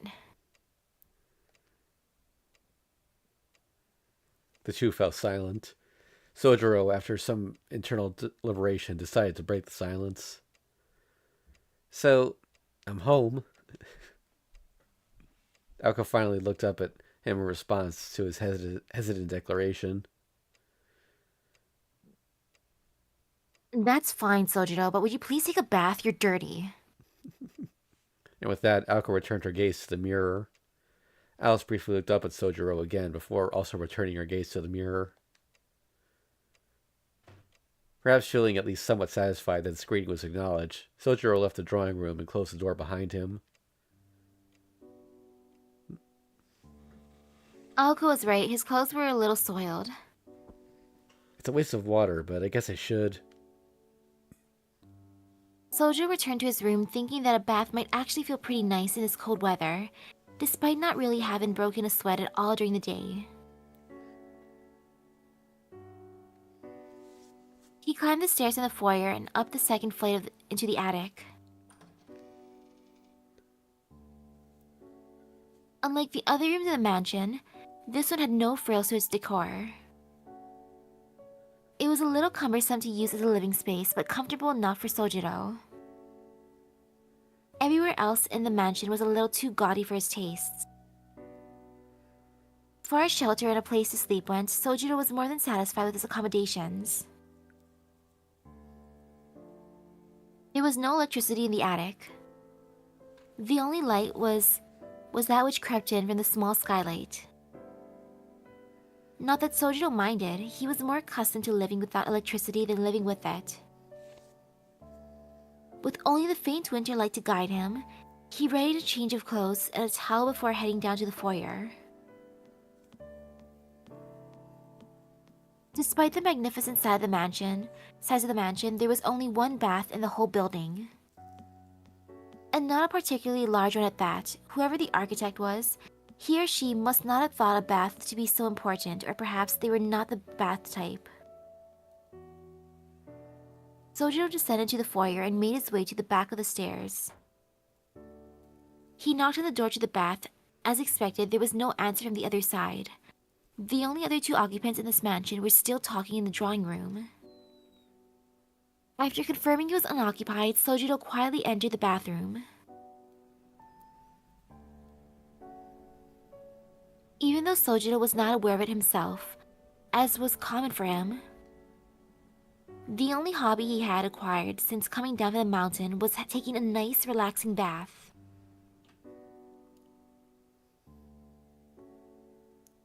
Sojiro had left, and the two girls were still locked in their heated discussion. Needless to say, well, it's them now, so. Needless to say, the topic of their conversation was still that of the outsider mage who had appeared in Misaki City last month. I'll take over. This was, after all, the problem that had occupied their time before this whole situation with Sojiro arose, dealing with and eliminating the interloper who had set his or her sights on their territory. All this time we've been preoccupied with the decoy. No doubt also part of their plan. Then, while we're distracted, they've crept in and stolen another one. The fight against this mage has only just begun. The situation was growing more dire by the day. Until a couple days ago, the enemy had limited themselves to small skirmishes, but now they had shifted to a full-on offensive. Aoko had two major bounded fields she used for defense. One, larger of the two, was placed around Misaki City to detect magical energy and magecraft. This was used to observe and monitor visitors from outside the city. It was initially set up by Aozaki's ancestors, and the administrators of this territory, and had no way to be removed. The other was set up to energize and manage ley lines from within the territory. The 5 sigils carved into the earth made up a standard square-type array, protecting all that lay within its bounds. After some manipulation of the monoflow, the power within was directed to accumulate at the Kuonji estate. That is to say, the bounded field existed to monopolize the magical energy within Misaki City. There were 5 sigils in total, with the Kuonji estate located in the center. If all 5 sigils were forcibly removed, Aoko's jurisdiction over this territory would be in title only. Without the power of the land to back them up, they would be forced to fight back against their invaders on equal ground, with only their own innate abilities to protect them. The only reason Alice and the inexperienced Aoko were able to defend this territory so far was because of these 2 fields. Dragnet that notified Aozaki of any threats was also her lifeline. But this time their enemy had somehow slipped through the cracks and was running rampant. This was what the girls had to face up to. Either way, it's just a matter of time at this point. Once all the sigils are destroyed, this mansion will be our last stronghold of defense. Are you okay with that, Aoko? I mean, what other choice do we have? Like you said, it's only a matter of time before the sigils are destroyed. Our best chance would be to find their hideouts, but it's not exactly a necessity. They can remove the sigils for all I care. As long as you're here in the mansion, as long as you're here, then the mansion itself shouldn't be a problem to defend. And if they do, then they're marching into their own demise. What else is there to worry about?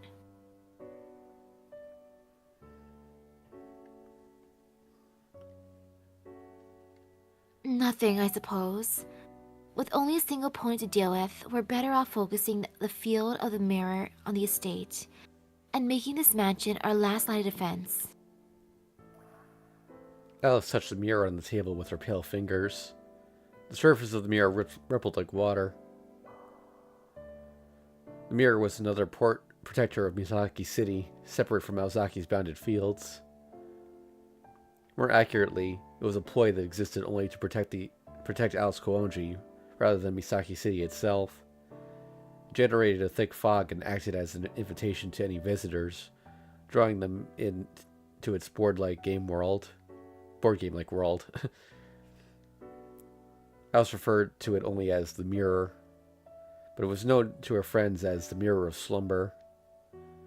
This was a magecraft that Alice Kuonji wielded.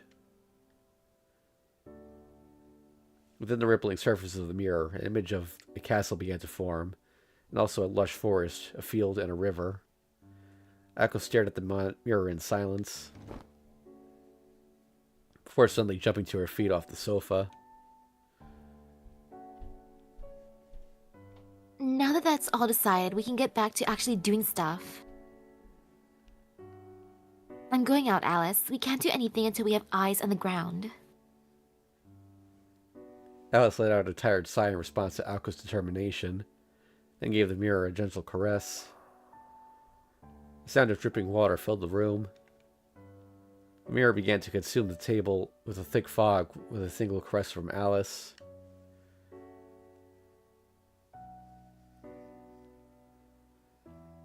If we're visiting each sigil, we definitely won't be back until morning. No, we'll be home in no time. Oh, right. I meant to ask you, is this the proper way to do a fire pentagram banishment? Aoko traced a shape in the air with her fingers. She mimed a star shape starting from the top, moving down and to the right, and from there to the upper left, and so on. It's about time you learned something other than how to break things, Aoko. Alice sat up from the sofa, letting out a heavy sigh. They both took their coats from their hangers and left the drawing room. Well, excuse me. I guess I need to study some more, on top of all the studying I already do. Remember that charm I pulled off just the other day? What? Oh. What charm? That simple mesmerize. You know, the one you taught me. Light and frail, nimble and quick. Tick tock, tick tock. There's no time to waste. That one. Are you being serious right now? Yes, I'm serious. You can ask Sojiro later if you don't believe me. Alice swallowed her words, clearly displeased. She likely stopped herself in time to realize that it was not worth the effort to take issue with it.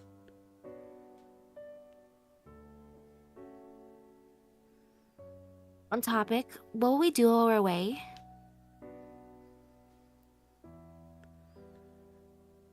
He'll be fine as long as he doesn't try to get into the West Wing or anything like that. There shouldn't be any immediate threat to his... Aoko responded hastily as she opened the door to the foyer. As soon as she did. Just as quickly as Alice's doubts had gotten stuck in her throat, Aoko suddenly froze, unable to speak.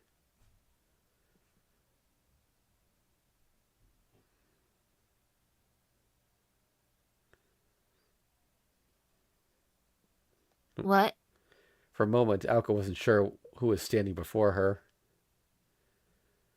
She could only stare at the glinting rays of sunlight creeping in the room as she reeled from the shock. Her mind was completely blank. It was as if she had just woken up from a nap, or a jack-in-the-box had just opened in her face.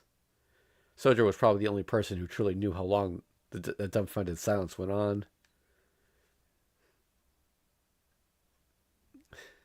What the hell are you doing standing there like that? Aoko had finally found her voice. What? I'm changing clothes. So they never really directly addressed what the deal is with the thing around his neck, but I guess it's to cover up scars. Makes sense, because look at his arms. Yeah. Sojiro's response was matter of fact. He offered no explanation as to why he was changing the foyer and not the bathroom. Aoko was too shocked to read him the riot act. Sojiro was putting his shirt on after presumably just getting out from the bath. His neck was wrapped in bandages, and he was completely shirtless. His hair was wet, but his skin wasn't glistening from the steam of hot water. He must have washed himself with nothing more than cold water. Like, oh, it's a cold day. Let me just wash myself with cold water. Though shocked as to why anyone would do such a thing in this cold weather, she let it slide. The source of her silent stupor was simply his body. Until now, she'd only seen him as harmless. Without his clothing to hide him, however, it was more fit than she'd ever imagined. He's a mountain boy. What is she expecting? For a rough mountain upbringing where one's body and strength meant survival, perhaps he was even a bit underdeveloped. And on top of that, Are those scars? Aoko asked cautiously. Sojiro followed her gaze. He had something that looked like a burn scar on his arm. What do you mean a burn scar? That's clearly a claw mark. It was random in appearance, nothing like Aoko's magic crest with its ordered patterns. Oh, this? A long time ago, I was attacked by a pack of wild dogs and they bit me. It's a miracle I'm even still alive, so if anything, I'm fond of this scar. A long time ago. He must be talking about when he was a child. Though his life was saved, it was apparent that he hadn't been able to receive proper treatment deep in the mountains where he lived. The scars were proof of that. Considering it happened so many years ago, it was likely they would never fade. If only for an instant, Aoko thought the wild scars left on his skin suited his lean body perfectly. I know it's not pleasant to look at. I should have just changed my own room. Sojiro sounded slightly ashamed as he put on his shirt, looking at Aoko sitting there in cold silence. The two girls had no response. Sojiro headed for the stairs to go back to his room. Wait a second, Sojiro. Sojiro stopped and turned around. So how do I say this? Aoko looked awkwardly, apparently not knowing why she had stopped him herself. Huh? This isn't like you, Aozaki. You're acting strange. Did you get a fever or something? I bet neither of you have gotten enough sleep since all that, have you? He was, of course, referring to the final exams. From Sojiro's perspective, the amount of work Aoko put in seemed strange. I I don't have a fever. That's not what this is about. I just want to know what the hell you're changing. Know why the hell you're changing clothes here. Aoko was doing her best to keep up appearances, but for some reason, Sojiro was hesitant to say too much more. So, well, this isn't easy to say, but I need to take care of your you need to take care of your underwear better. I don't know whose it is though. Alice, who had been completely silent behind Aoko, couldn't resist responding to that statement. Although she hadn't wanted to get involved, this was something she couldn't ignore. I must point out, it was most definitely Aoko. Alice's response was quick and to the point. I may have been in charge of laundry, but Aoko seemed like she was just holding back on going critical.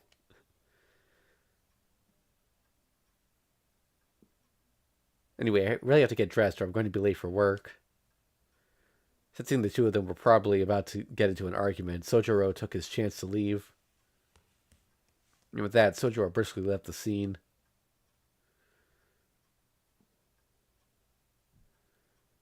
Alice, I'll go clean up. Alice calmly walked into the bathroom.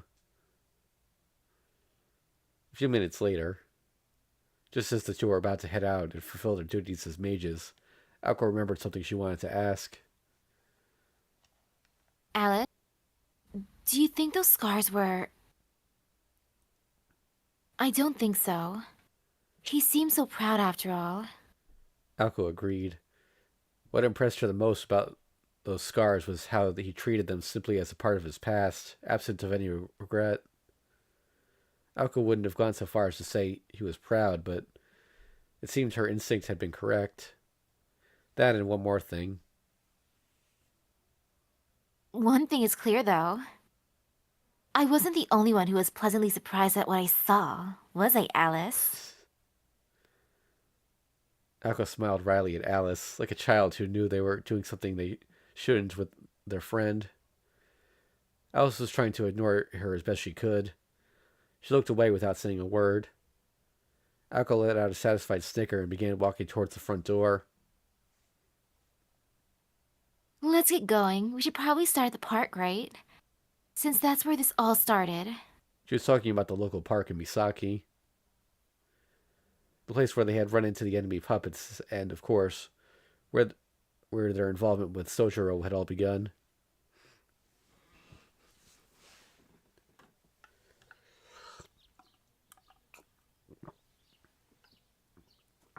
Early the next morning, it was 5 o'clock in the morning. Most people were still in their beds sleeping. Although some 24-hour convenience stores had opened last year, Misaki Town was still very much in the good old days of early 80s. Even the tofu shop in the shopping district, known for opening earlier than anywhere else, didn't open until 6. But this was the late 80s, during the latter half of Japan's bubble economy. It was a time when metropolitan areas never slept. Those in the countryside, however, remained in the past. The homes were blanketed in silence. The streets were empty of commuters. Not a single automobile could be heard. The sun was just barely peeking over the horizon. The town would still be asleep for at least an hour longer before it began waking up.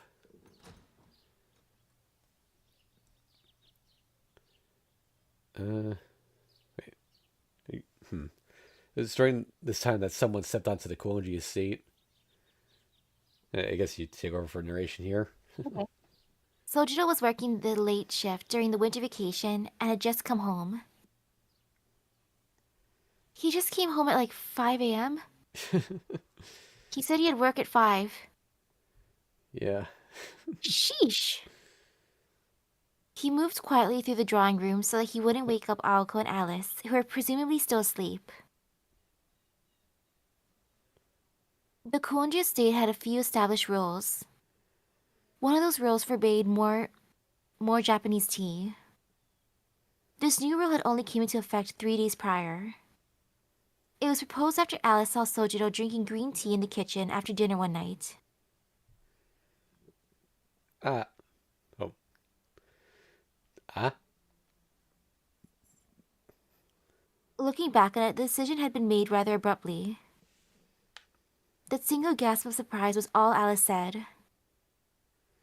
She grasped her head as if she was battling the most vicious of migraines, called for Aoko, and then made the decision to ban all Japanese teas from this mansion. By some miracle, Aoko managed to negotiate and keep Sojiro's privileges to barley tea during the summer.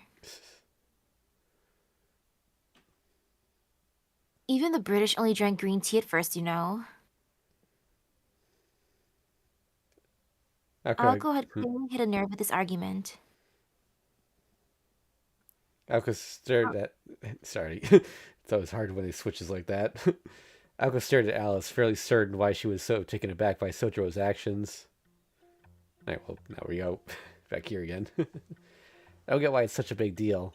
Tea is good no matter what kind it is. Sojiro grumbled to himself while sipping on his hot green tea.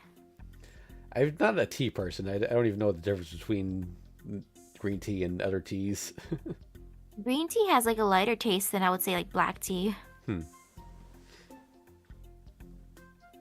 He didn't realize that Alice was upset because he had poured his green tea into a teacup meant for black tea. In Sojiro's defense, this was the only teacup that Alice had given him permission to use. At any rate, the early mornings was his to enjoy. This was his moment to relax with the Japanese tea set he'd smuggled in. He didn't use his time to read books or watch TV. He just drank his tea and gazed fondly at the garden, or rather, the dense woods outside. Sojiro simply sat relaxed and let his mind wander.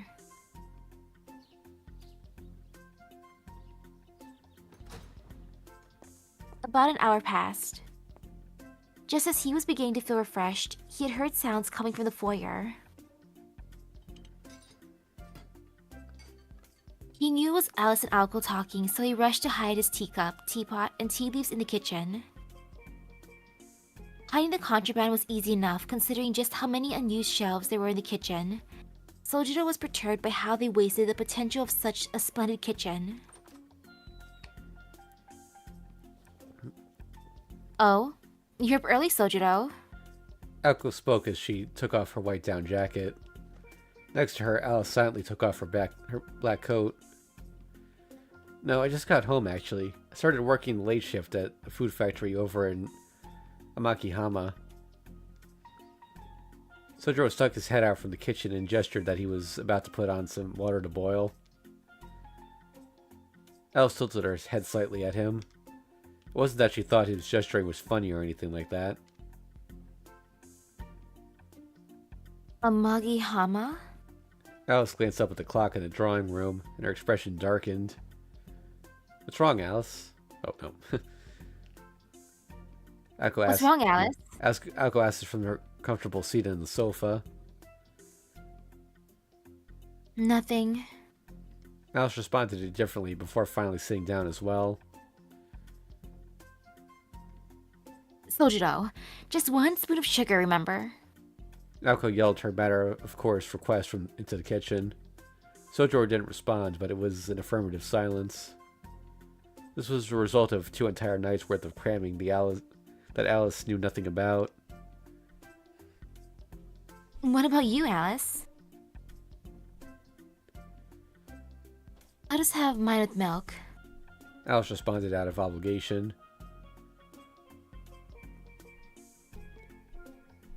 Tea with milk, got it. For some reason, Sojiro dutifully answered Alice's request. Fine. I get sick of his voice if he replied every time anyway. Anyway, isn't it pretty rare for you to be drinking tea from a tea bag, Alice? I'm just tired today. I thought I might as well. It seems she had allowed herself to accept another's kindness, at least for today. If you say so. More importantly, Sojiro, didn't you say something weird earlier? Huh? I don't think so. Oh, I could have sworn you said something. The two were conversing over a distance of 4 yards. Alice decided to add her opinion into the conversation. I don't think a day has ever gone by when he hasn't said something weird, to be honest. Her quiet tone was luckily just low enough that Sojiro couldn't hear her from the kitchen. I agree, but seriously, wasn't he talking kind of strangely just now? I don't know exactly how to describe it. True. The conversation itself was normal, but something did seem off about what he was saying. Aoko became gradually more irritated as she failed to grasp what had been odd about the conversation. Just then, Sojiro appeared holding a tray with a teacup for each of them. What are you guys talking about? I literally just said I started a new part-time job, that's all. He put the cups down on the black table without making even the slightest sound. Alice couldn't complain about how proper his job as a waiter had made him. No, she didn't say anything out loud. She did nod in his direction to show some gratitude. Aoko, however... Amagihama, was it? There's a huge stadium over there that I go to sometimes when a band I like is on tour. The student council president, a supposed model student, loved rock bands. Aoko was secretly obsessed with the number of bands and used to travel way out of town just to see them perform live when she was in middle school. Of course, this was a world that Sojiro was far from familiar with.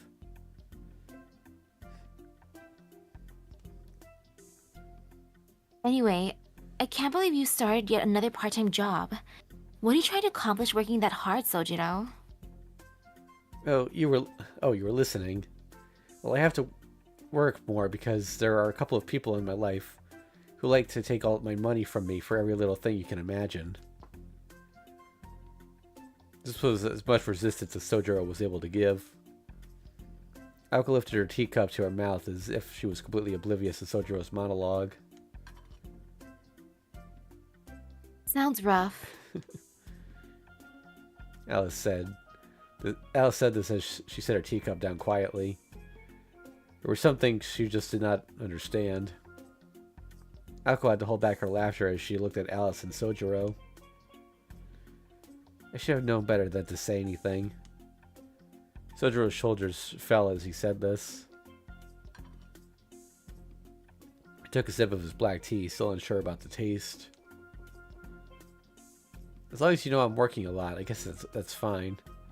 So that means I'll be able to get away at night during winter vacation. I'll have to take these pills at work, though. Oh, don't worry about that. I'm done with those. They were a pain to make, and I found something more suitable for you anyway. Naoko had a huge ominous grin on her face. She put her hand into her jacket pocket and pulled out a little paper bag. It was a small circular object with about 20 inches in diameter, wrapped up nicely like a present. Here's a little something to celebrate your moving in here.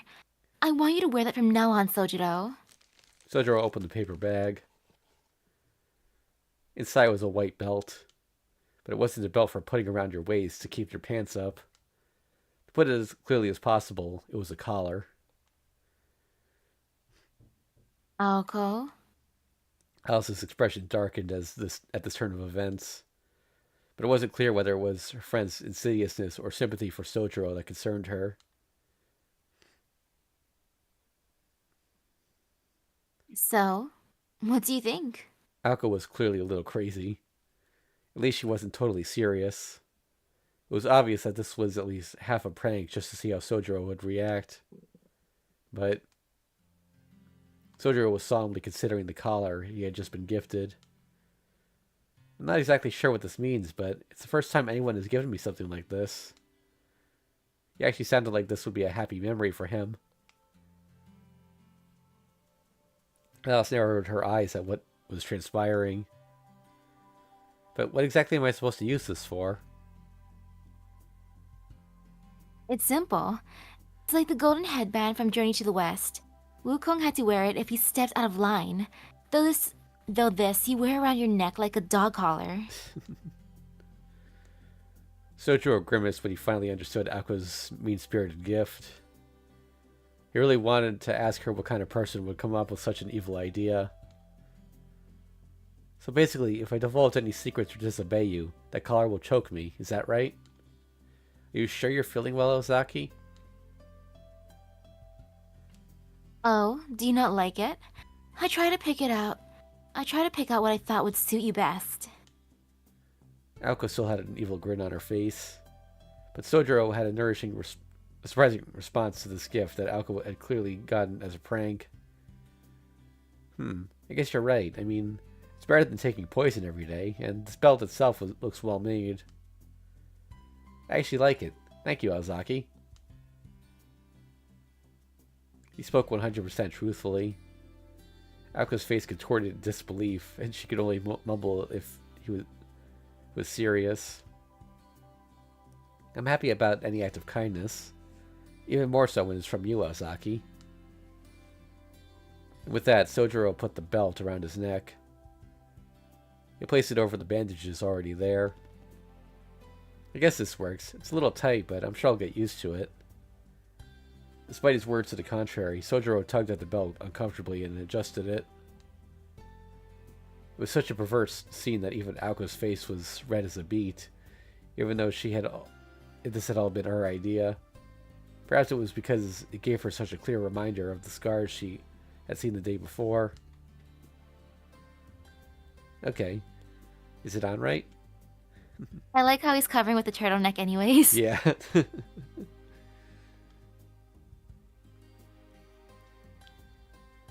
Aoko retreated guiltily as Sojiro came closer for her to check the fit of his new collar.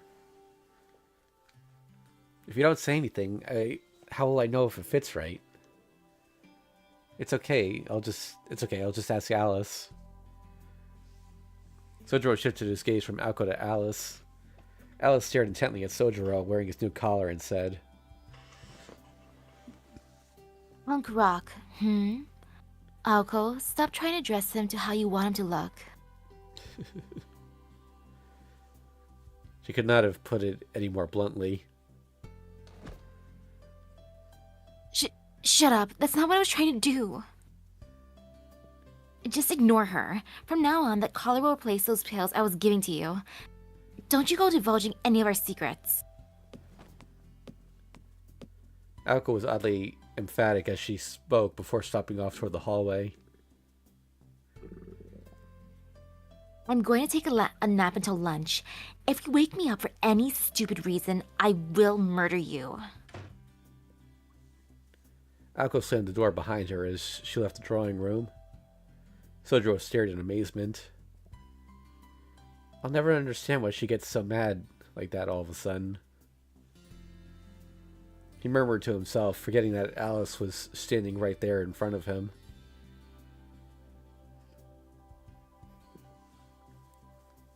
I assume it's because her ill intent doesn't seem to get through to you. I wouldn't worry about it if I were you. Ill intent? What? Just now? Alice looked up at Sojiro's innocent response. There was a glimmer in his eyes that showed surprise at her current actions. It's nothing. Don't worry about it. With that terse reply, she returned to her usual expressionless self. There was no use explaining Aoko's feelings. Aoko brought that collar for the sole purpose of annoying Sojiro and causing mischief. When things didn't turn out how she planned, her conscience got the better of her. Sojiro mistakenly thought that Aoko was angry at him, when in reality she was only angry at herself. Alice didn't bother telling Sojiro all these heartwarming details, though. Not because it was too much work, just because she was never one to have meaningless conversation. That was how she'd been raised. So, what are your plans for the rest of the day, Shizuki? Alice suddenly changed the topic.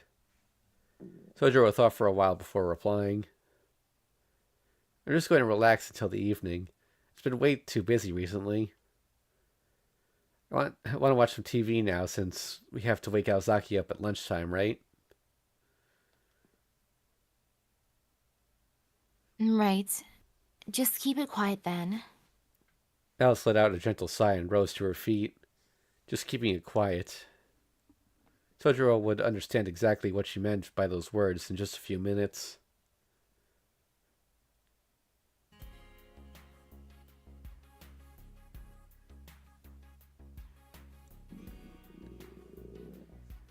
The sun shining through the window was bright. It was just about 9 o'clock, about time for the morning television programs to get going. Sojiro was sitting on the sofa, staring out the window at the scene outside.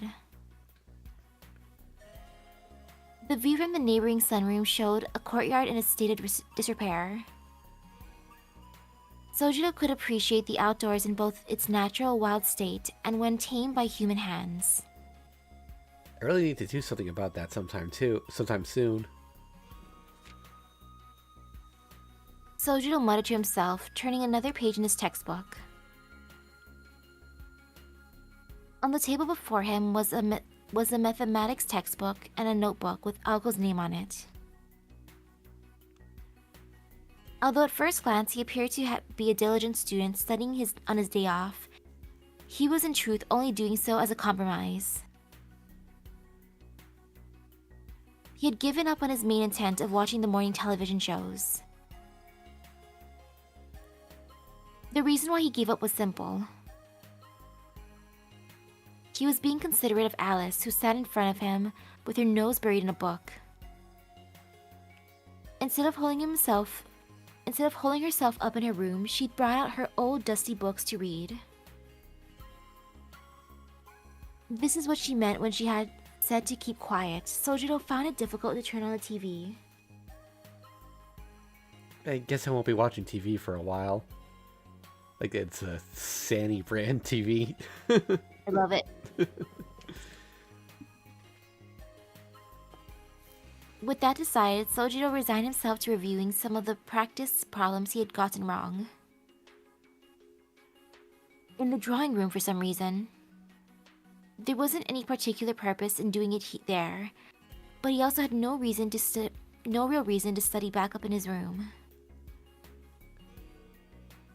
And so, there he was, leisurely highlighting his textbook with Alice there in the same room.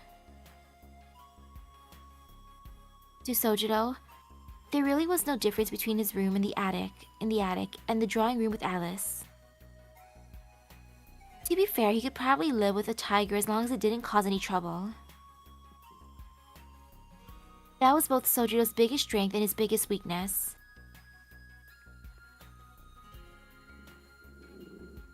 Before he knew it, the clock was showing 11. He spent 2 hours doing his math problems, but wasn't even halfway finished. More than that, he was disappointed in himself for lacking the courage to speak up at all. In comparison, Aozaki is really working hard.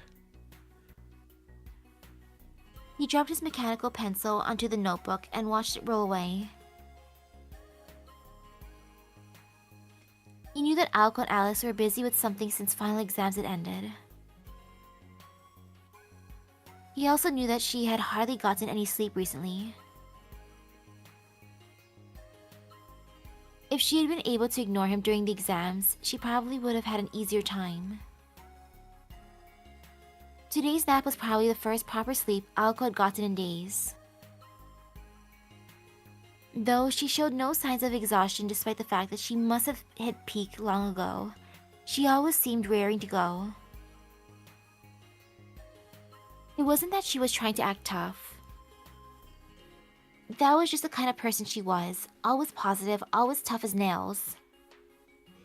And that was exactly why she came off as completely irrational at times. But if that was the case, he could probably describe Alice in exactly the same way. Sojiro couldn't help but feel a bit inadequate when he saw their single-minded focus on their goals. He'd been so preoccupied with adjusting to his new life that he'd neglected to think about what he was going to do with himself after. Thinking about this cast a gloomy cloud over his heart. He felt like he'd never find a clear purpose in life like Aoko and Alice seemed to have. At least, not since he left the mountains. His old way of life was gone now, never to return. He was like a kite cut from its string, destined to fly only where the winds took it. And without anything to ground him, he couldn't do anything about the empty future that lay ahead. He could only let himself fly to where the currents took him, slowly losing sight of the ground below. There's all the conveniences you could ask for here, but nothing I truly desire. The town was full of options, but he could find nothing. He'd ask himself the same questions time and time again. It never made him feel any better. If anything, it only made him feel worse and worse. That, or maybe he felt that lamenting his own ineptitude would lead to finding some kind of goal or desire someday.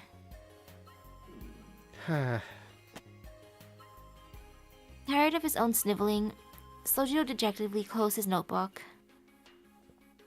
When he looked up, he saw that his own face reflected back at him in the TV screen. His new collar was there around his neck, looking as out of place as ever.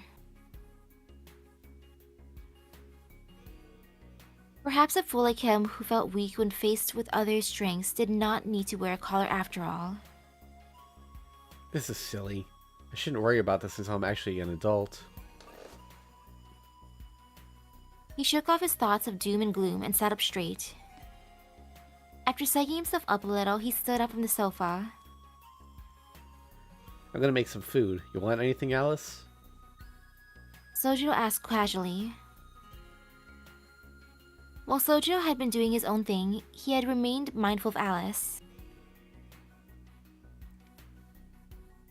Alice looked up, surprised at hearing her name. She had completely forgotten Sojiro was ever there. Me? Yes, you.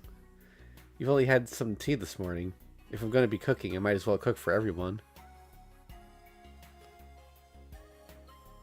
Without waiting for a reply, Sojiro headed off to the kitchen while putting on his apron. Alice tried to wave at him to stop, but by then, he'd already disappeared into the kitchen. She was hesitant to walk all the way in there just to tell him she didn't need anything. And besides, she was actually hungry. Sojiro's proposal had made sense, and her empty stomach agreed. Alice was hungry and Sojiro was going to make lunch. Making lunch for both of them would save time and trouble of cooking 2 separate meals. There was no logical reason for Alice to refuse his gesture. Decided to stay quiet and tactfully and tacitly accepted his offer. He is so strange. She whispered those words softly, not for anyone particular to hear but herself.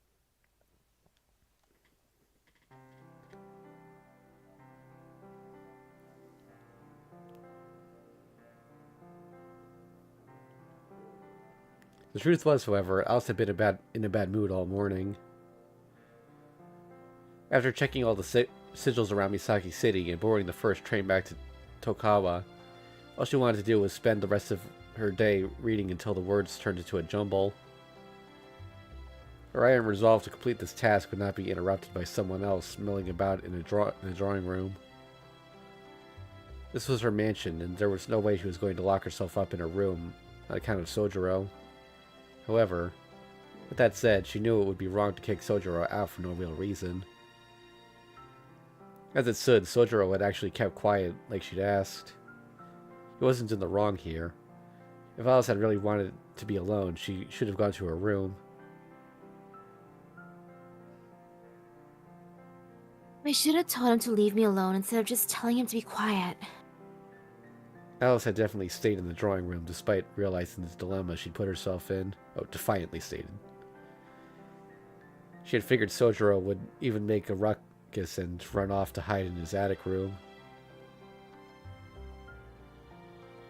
Her assumption could not have been more wrong. Sojiro never left the drawing room. Moreover, she had actually stopped caring that he was there. Though he hadn't paid her any attention, he hadn't ignored her either. They had simply sat in silence together without any awkwardness.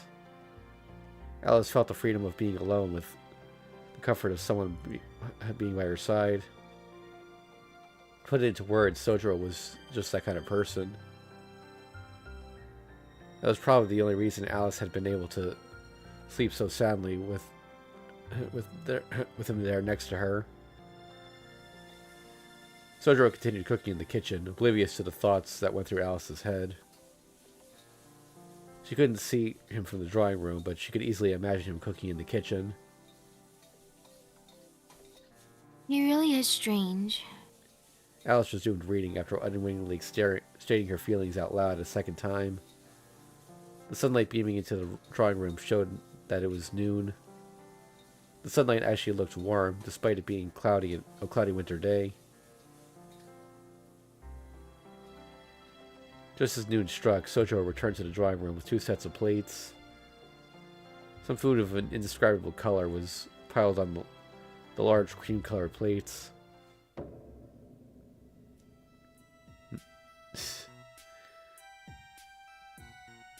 This is... She hadn't expected much. And since she also hadn't requested anything, she could just refuse it if it was something she didn't want.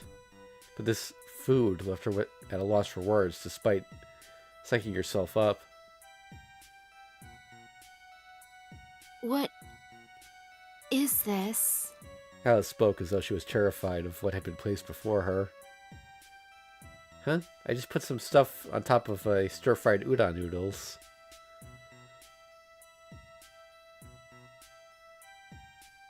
If Aoko had been there, she probably would have punched him. But Sojiro just confidently placed the 2 large plates on the table. Steam billowed from the mountain of food like an angry volcano ready to erupt at any moment. The thick mystery sauce flowed over the plates as magma might from said eruption. And below it all were a seemingly infinite number of slimy tentacle-like noodles. There was really nothing more to say about it. This was clearly food of a poor, struggling student who favored quantity over quality.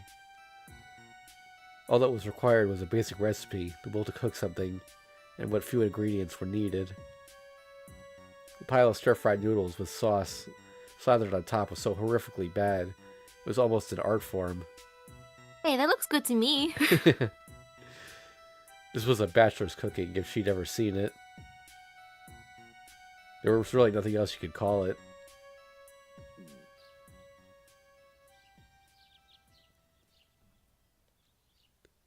She had wondered what he was doing for an hour in there, and it turned out he had been making the sauce. No sauce would have been fine, but Sojiro had wholeheartedly gone the extra mile. Sojiro bowed his head slightly and picked up his chopsticks. He had brought a fork for Alice.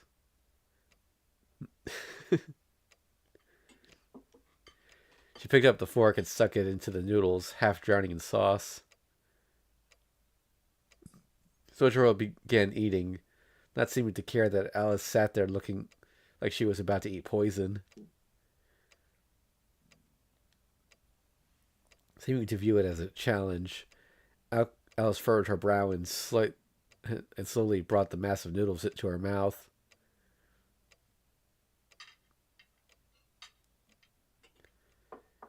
It was a little salty and ugly to look at, but it didn't taste all that bad. If anything, it was actually pretty good.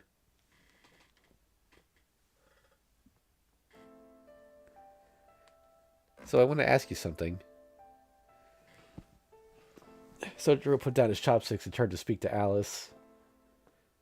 Be honest with me, Major not. Ozaki hasn't actually taken a life yet, has she?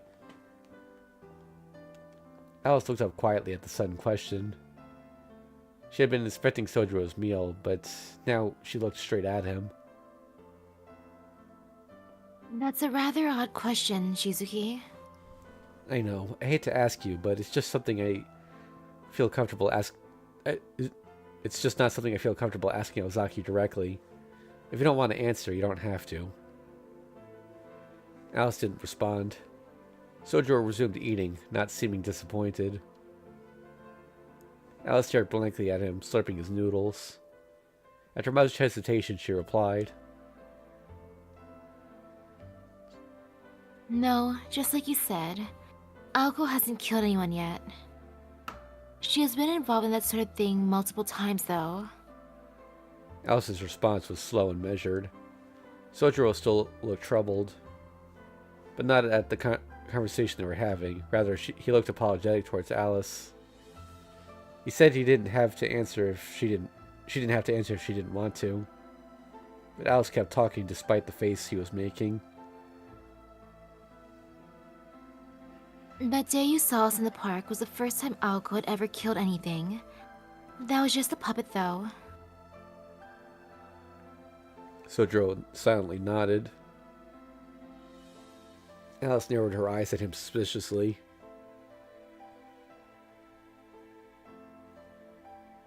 It almost seems like you knew all this from the beginning. No, not... well, maybe? She just says stuff like that sometimes, but it's never felt like she's ever actually killed anyone before. More than that, I guess the best evidence is...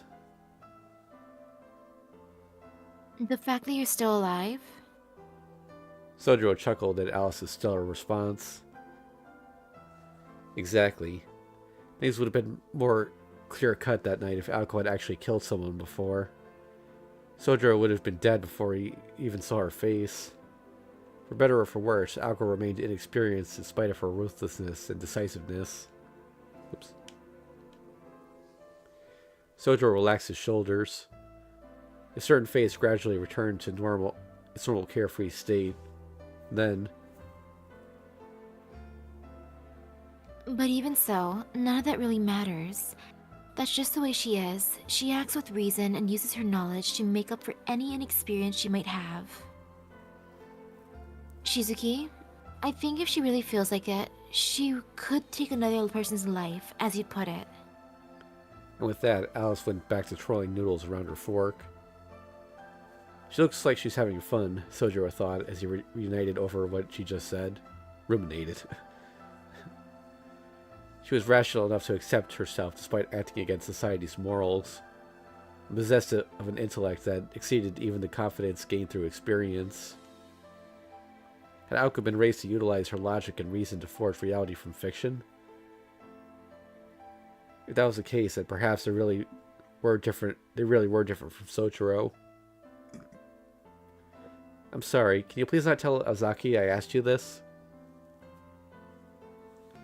Sojiro seemed serious, as if he really regretted asking. Alice's expression remained unchanged, but she had never intended on saying anything to Aoko anyway. Thank you. I'm not sure why, but I seem to have a lot of secret conversations with you. Sojiro went back to eating his food. Though Alice had still only had a single bite, he was already scraping his clean. I already asked Aozaki this, but do the two of you always get along like that? Sojiro had suddenly decided to change the topic of conversation. His new topic was a rather cold and dry relationship between Aoko and Alice. Aoko said their relationship was normal, but maybe Alice had a different opinion. If you're talking about how we rarely talk to each other, that's just what happens. It's convenient. It isn't something that bothers us.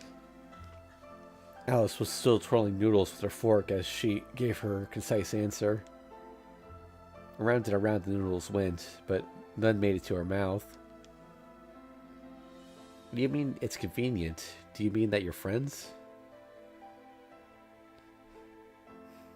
Would it make things difficult for you if we didn't get along? Sojiro swallowed his words at Alice's perplexed reply.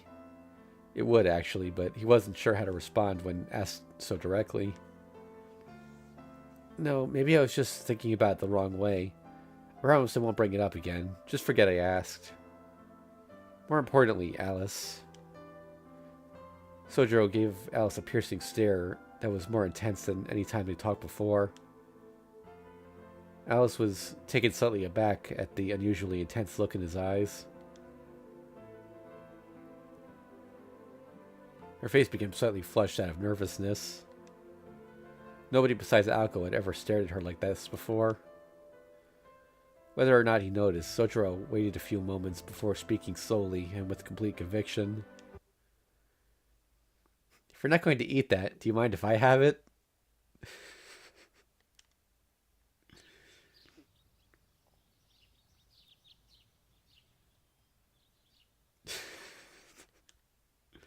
An awkward silence followed. Sorry, this is mine. Shizuki had cooked it, sure, but Alice wasn't wrong. He had made it for her, after all. There was a slight tinge of anger in her voice, but even she wasn't sure why it was there. You're right. Sorry, I shouldn't have asked. Sojiro plopped himself down on the sofa. This must have looked particularly pathetic to Alice since she responded with, Are there any ingredients left to cook some more? She quickly covered her mouth. Apparently she had surprised even herself. It was quite unusual for her to ask something like that. Nope, he used everything and made some for Aozaki as well. Sojiro stared a bit regretfully at Alice's plate as he responded. Alice could tell I could have just let it go, but for some reason she felt the need to speak up again. But Aoko is still sleeping. Yeah, but I'm going to wake her up soon, and she'd have told me to make her something anyway. Speaking of which, it's almost 1 o'clock. I'll go wake her up now. Didn't she say she'd kill you if you woke her up? Alice wasn't sure why Sojiro was willing to take such a risk. Sojiro agreed, but started walking anyway. Maybe so, but I feel like if I don't wake her up now, she's going to end up killing me later anyway. His words were surprisingly affectionate. Maybe Alice was only that. Sojiro headed into Aoko's room. Alice watched him leave in silence before taking another bite of the stir-fried noodles. Glancing at the door to the hallway to make sure nobody was coming, she took another bite. She repeated that process many times before finishing her food. It was then that she heard Aoko's wrath coming from the second floor. Alice stood up and began solemnly clearing the table, feeling a bit sorry for what Sojiro was dealing with. She knew she didn't really have to, but she felt like it was the best she could do for him. She never really expected to feel this way. But he'd cooked for her, and it was surprisingly good, almost enough to make her forget how bad he was at making tea.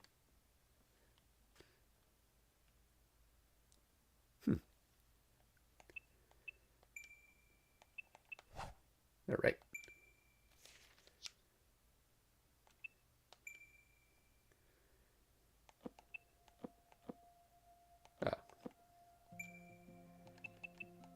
Okay, whiteboard.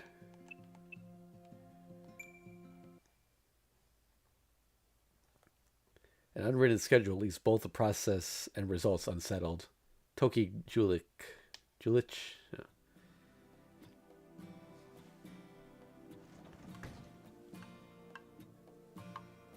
Hi, Kumari from Class 2D. I returned the key to the gym's storage room to the faculty room. Only Aoko was present on the second student council room. In the second student council room when Koichi Kumari entered. Oh, it's you. I'm almost done with this, so just have a seat there. Aoko was seated at a long table, surrounded by a pile of textbooks and using her pen to write rapidly. Strewn about the table were not school-specified notebooks, but rather papers for writing reports. What are you working on? Homework? Review questions? Looks pretty intense, whatever it is. Winter vacation just started. I mean, we have this special winter cleaning thing to do, I guess.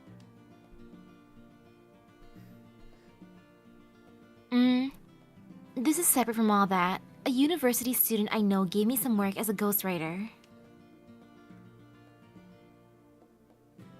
They want me to copy this old report from the few years ago verbatim for their graduate thesis. They've got you copying a whole book that it looks like. What university do they go to? Not Mizora, is it? Kumari couldn't seem to hide her discomfort as she started thumbing through some of the reports next to Aoko. Slightly brown-tinged reports had been at least 10 years old. Had to be at least 10 years old. Of course they go to Mizora. I don't know any students from any other university. Don't worry, Kuma. It's not from your brother and his crew. Aren't they all planning to stay back another year again this year anyway? You stop calling me that, and please stop referring to them as a crew. Her voice was snappy. Not that Aoko could judge, but this girl's unfriendliness could rival even her own at times. Kumari's speech was dry enough as it was, but when she got riled up about something, she really let it all out. Apparently she got it from her father. She was trying to work on it, but it was hard to fix an old habit she had since elementary school.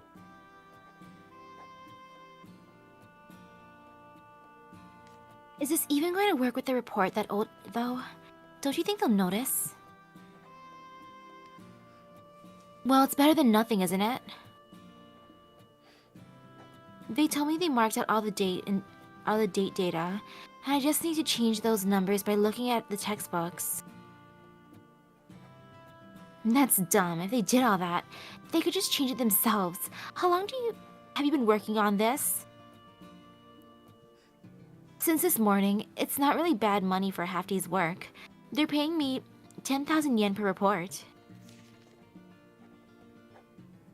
I can't believe the student council president actually has a side hustle like this. No wonder you left Tsukiji in charge.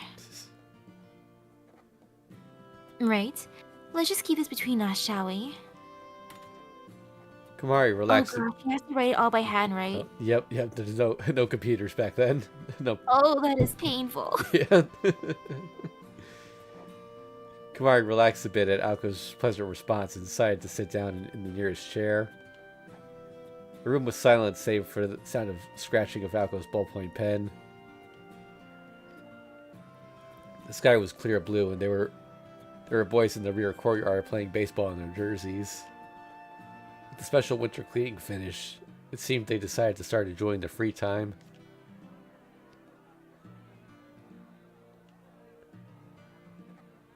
I don't know how they can set it out there in the cold like that.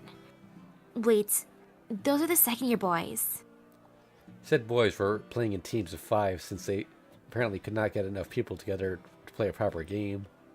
It was a boring game of mostly strikeouts and poor hits, but they sure seemed to be having fun. The yelling and hollering mostly consisted of bad words, surprised yells, and cackling laughter. Oh, of course. Hosuke and Shizuki are together, but Tsukiji looks like he's with them too. Are they friends? Huh? Why the heck is he hanging out with the Class C crowd? Well, as long as they're done with their cleanup, they can do whatever they want, I guess. Wow, I didn't know Tsukiji could pitch. He can kind of do it all.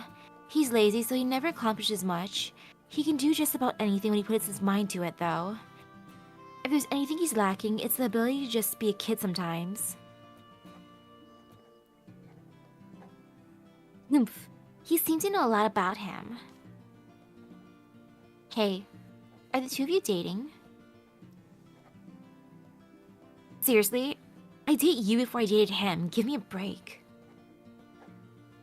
I'm not into the pretty boys. I need a macho man, just like that Austrian. That's Arnold Schwarzenegger she's talking about, if you didn't pick up on it. Okay. What Austrian? You know, the guy that starred in those barbarian movies? Yep. Conan the Barbarian. Oh, so you like a chiseled jawline. I didn't know you were into the muscle-headed types. I mean, not exclusively. I'm just trying to say that you can't trust smooth-talking, carefree guys just because they happen to look attractive. They continue their conversation. One staring at the report pages and the other gazing out at the schoolyard. They had met in high school and soon grew to be friends who enjoyed chatting together.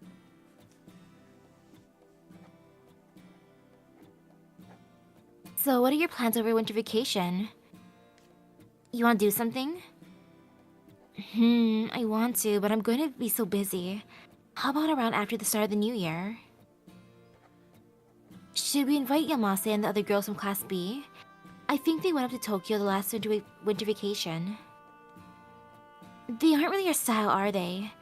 They freak out if they found out what kind of stuff you're into. I wouldn't bother with them. Oh, Tsukiji allowed a hit. Wow, it went over the fence. Nice home runs, Shizuki. He's more athletic than I thought he would. Than I thought if he managed to hit a home run off of Tsukiji like that. He grew up in the mountains. He's gotta be at least a little strong. He might be Toby Maru for the top spot in next year's fitness check. It's a piece of cake for someone out in the mountains to walk for 2 hours straight. He should have been on the track team instead of swimming. Wow, you know a lot about him too. Maybe he's the one you're dating. Nah, can't be. The constant sound of Aoko's ballpoint pen moving across paper suddenly stopped. She stood up naturally from her seat, took a quick break to pour some fresh tea, and returned to her work without acknowledging what it had been said.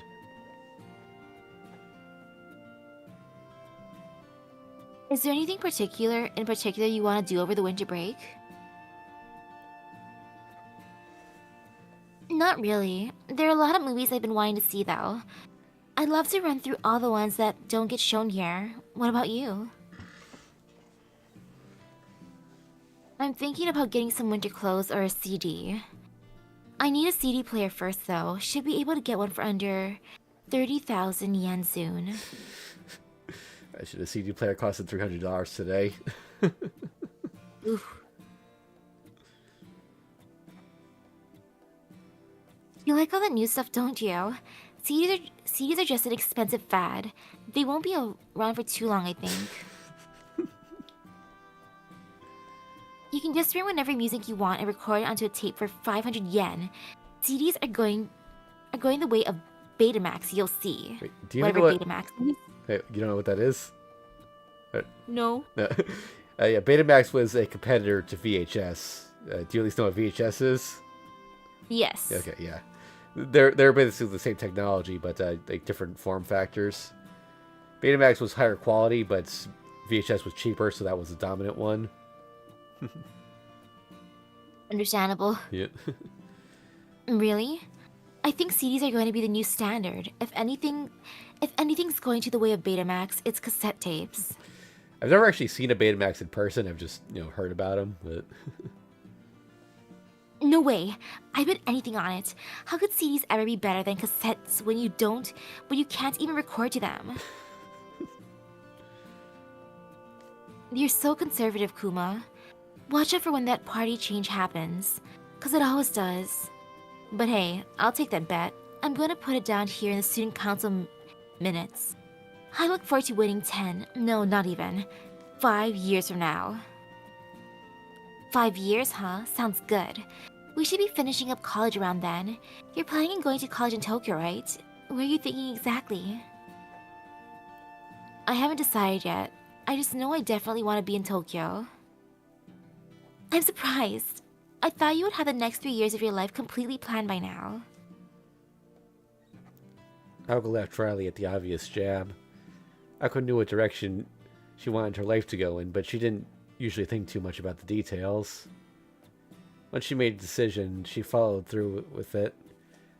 That was that was why she didn't actually write out a schedule.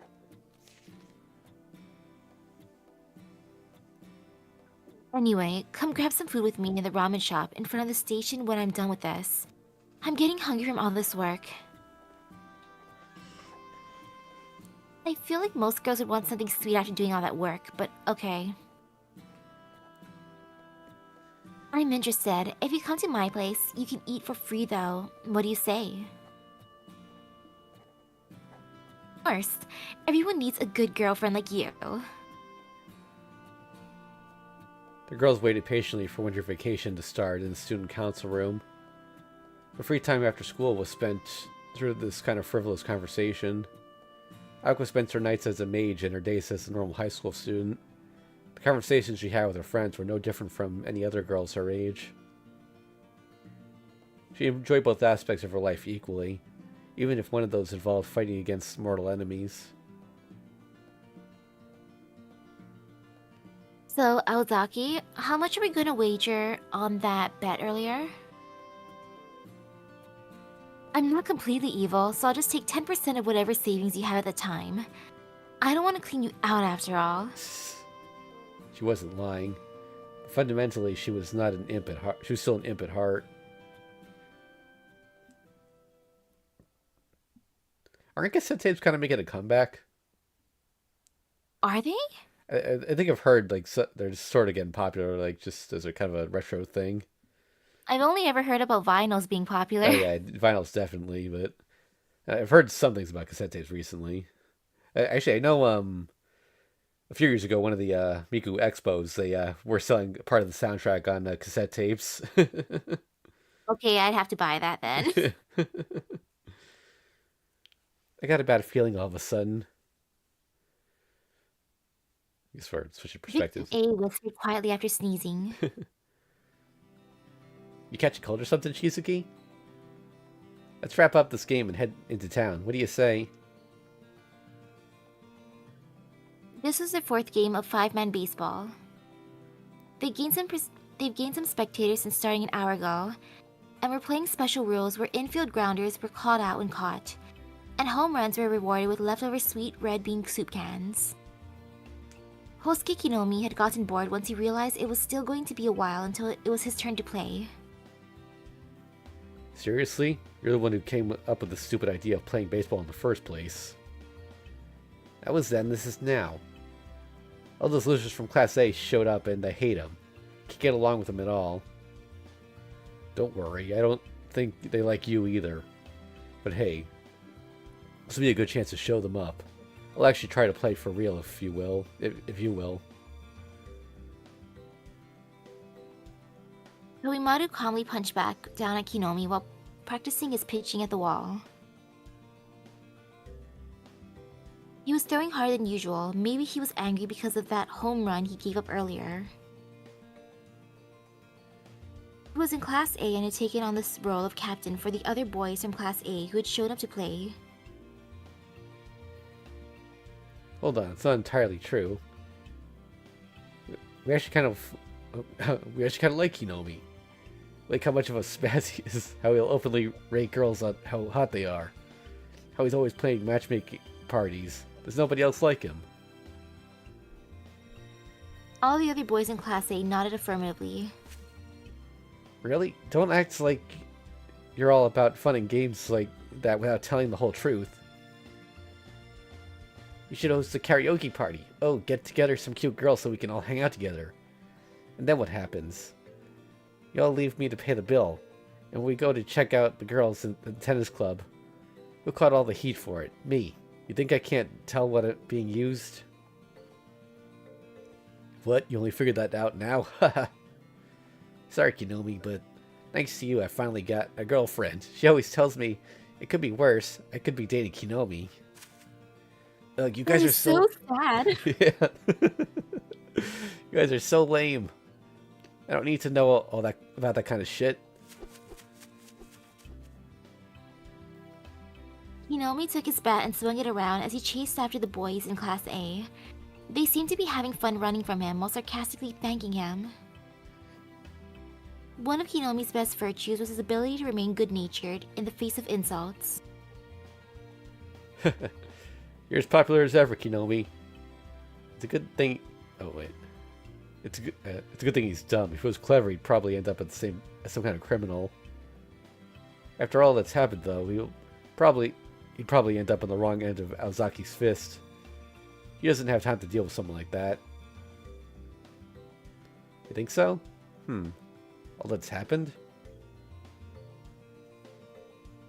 Sojiro fell deep into thought. From the way it sounded, Kinomi seemed to have some kind of history with Aoko Aozaki. Have Kinomi and Aozaki ever been an item? An item? You mean a couple? You really think that idiot would have standards? There was a little incident between the two, but nothing more than that. Back to the school entrance ceremony, right, Kinomi? Hinomi froze and glanced back at Tobimaru's provocation. Oh yeah, duh. I just remember seeing this chick with a smoking bod, and before I knew it, I was reaching out to touch her. I was like, hey, so what class you in, girl? I didn't really mean to touch her like that, though. I really tried to stop myself, but I think my brain had a major malfunction, and my hand just went for it.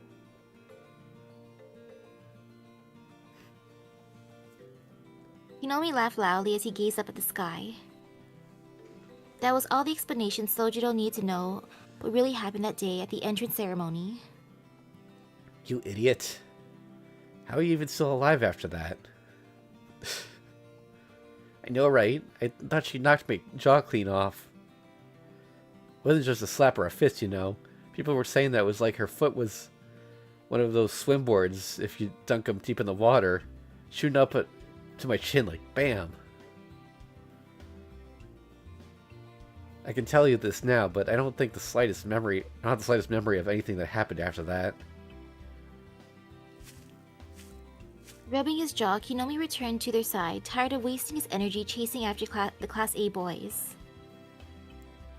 Anyway, enough of all that talk. Let's go do something fun. You can pay, Your Highness. I know you're loaded. Well, I suppose I could manage a movie or something. There's this B movie I really want to see. It's one of those that's more fun to heckle than watch, but it should be fun. But for that, I need an unsuspecting victim to watch it with me. I guess for you, I guess for that you'll do just fine. No way. Movies are so boring. You really think I want to just sit still and be quiet for 2 hours? I'd rather go to an arcade. Hell, I'd take being a mall rat and just hang around eating or whatever. What's the difference between that and what we're doing right now? Come on, it's fun to go out somewhere just to hang out. Or we could just start a band. British rock is really hot right now. A friend at a part-time job just said anybody can play punk rock. Oh, is that so? Make sure it's not just some fad. This was the rear courtyard during the winter vacation. Kinomi and Tobimaru spent their relaxing reprieve chattering away about nothing of much substance. Let's go pick up girls in front of the station then. I bet we can get some hot older chicks too, with you around.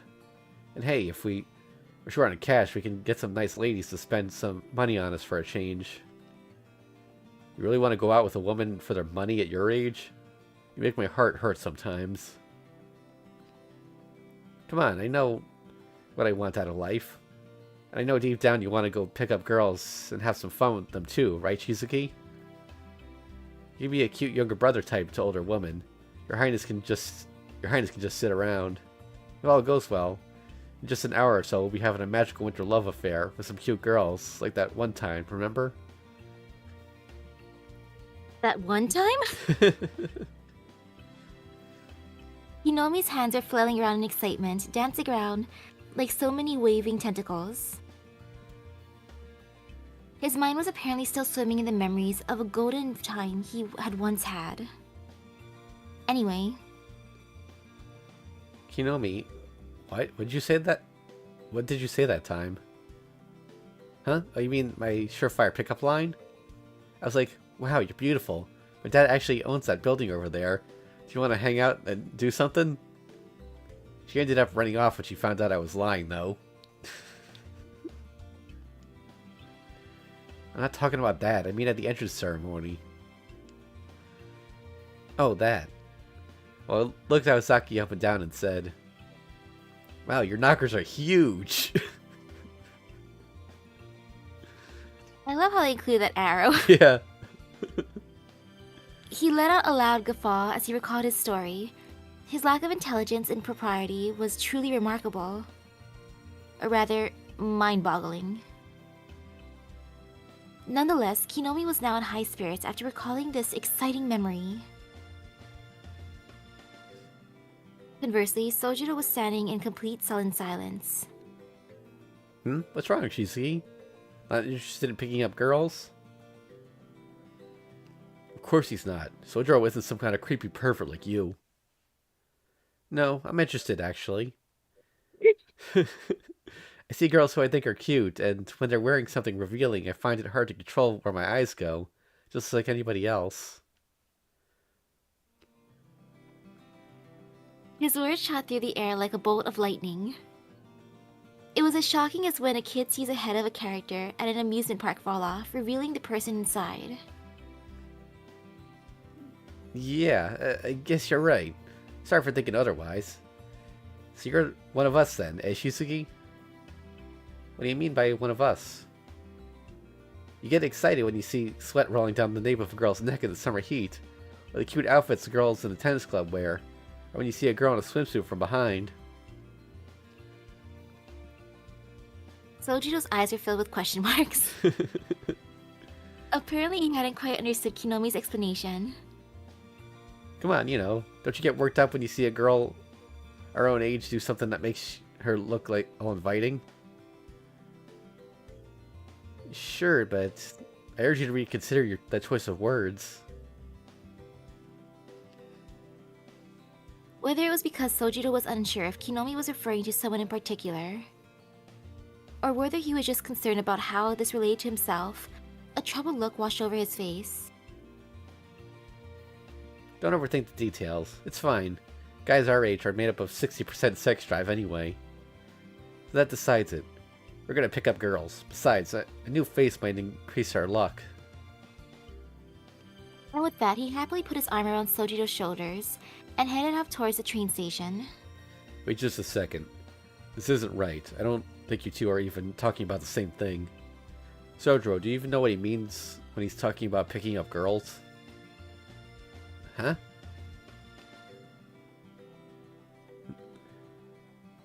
Okay. You define pickup. 1. To answer a telephone call. 2. To recite a Shakespearean work. 3. To transport someone from one place to another. 4. To pay someone's bill. 5. To try and persuade someone to have a romantic relationship. Number 2? What's number 2? No. What? Out of all the ones. Wrong. 9 times out of 10, when a bunch of high schoolers are talking about picking up girls, they mean definition number 5. See? Sojiro isn't after the same thing you are, Kinomi. You're looking to pick up girls. Go on your own, and don't do it at Misaki Station because you'll make us all look bad. Do it at the next town over or something. Nobimaru waved at his hand as Kinomi, as if he was chewing away a pest. Kinomi clicked his tongue in frustration and removed his arm from around Sojiro's shoulders. This is so damn boring. Fine, I'll just play stupid baseball then. Looks like it's our time to play anyway. He complained all the way to the pitcher's mound. Sojiro looked on regretfully. Well, hold on. Did you really want to go pick up girls with him? Oh, not really. I just had something I wanted to go do in town. It's something I've had my eye on for a while now. Say, Tobimaru, you know that white thing in the student council room? Do you know where I could buy one of those? Sojiro spread his arms wide, making a bizarre gesture. 1 hour later, at the department store in front of the train station, Tobimaru was still confused after he figured out what Sojiro wanted to buy. So, why'd you want this?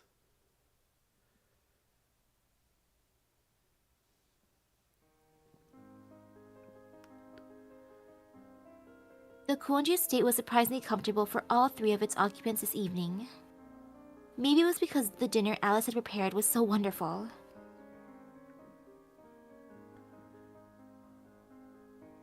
7? You really had 7 meals a day when you were living with your family? How was that even possible? It might have been Sojiro, actually. Yep, okay. Yeah, how is that even possible? Sojiro asked Alice this question in the sunroom from the third sofa, brought up by the mansion's basement by himself. It's not 7 full meals. I'm just saying it's ideal to have 7 tea times a day. An early tea after waking up, breakfast tea. 11 Cs after that in the morning. 11 Cs. 11 teas after that in the morning. Low tea in the early afternoon, afternoon tea, high tea in the evening, and then an after dinner tea. The only one that implies a meal was high tea, at least out in the countryside. Alice was enjoying her black tea by herself in the sunroom. She was drinking a royal blend, a fine blend of Darjeeling, Ceylon, and Assam orange Pecco tea leaves. To accompany her tea, she had some strawberries dipped in sugar. She was in a world all her own. So basically, you just drink tea all day long?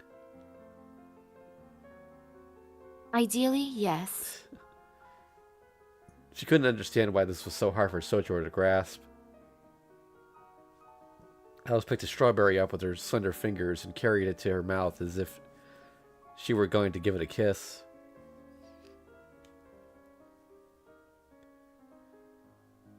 Sojiro was briefly transfixed by the graceful sight and shook his head to clear his thoughts. He'd become slightly too sensitive to the fact that they were indeed of the opposite sex, perhaps due to this conversation earlier that day. But that sounds like you haven't been able to achieve your ideal 7 tea times a day. 3 was the best we could do.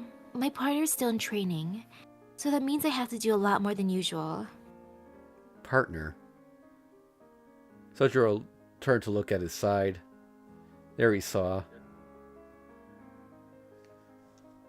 What's the deal? 3 times a day is more than enough.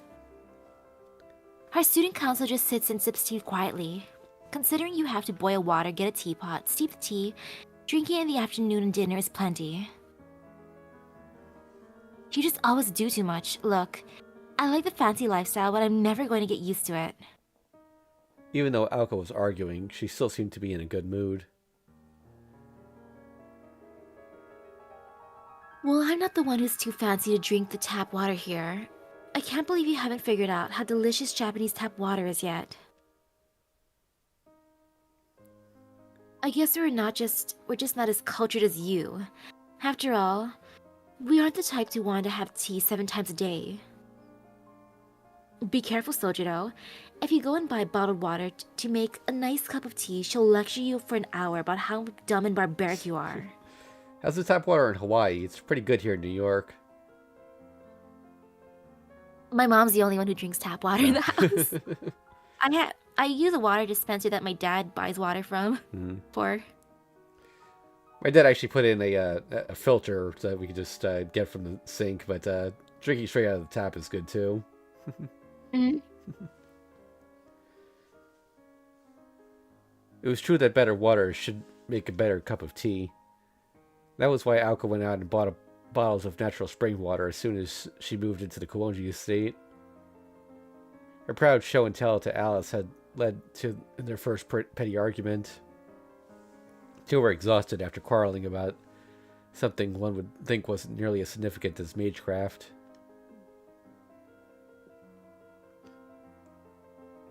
Do you have enough energy left to cook dinner, Miss Aozaki?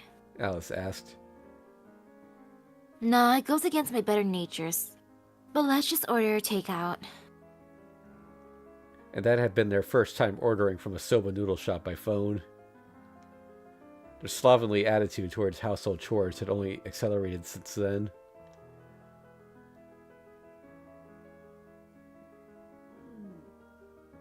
After that, I looked up everything I could about tea.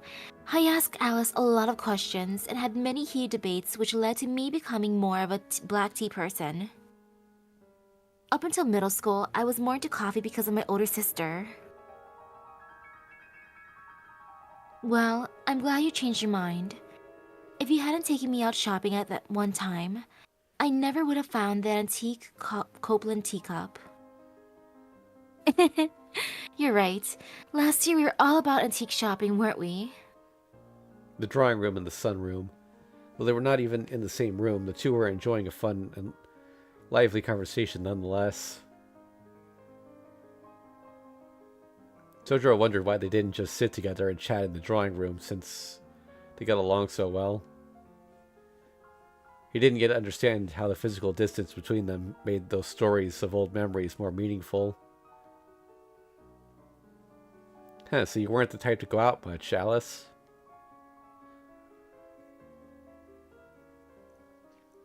That's right, she was a total indoor type. She only went to go out to school, and that's about it. I mean, look at today. You've been inside the mansion all day, haven't you, Alice?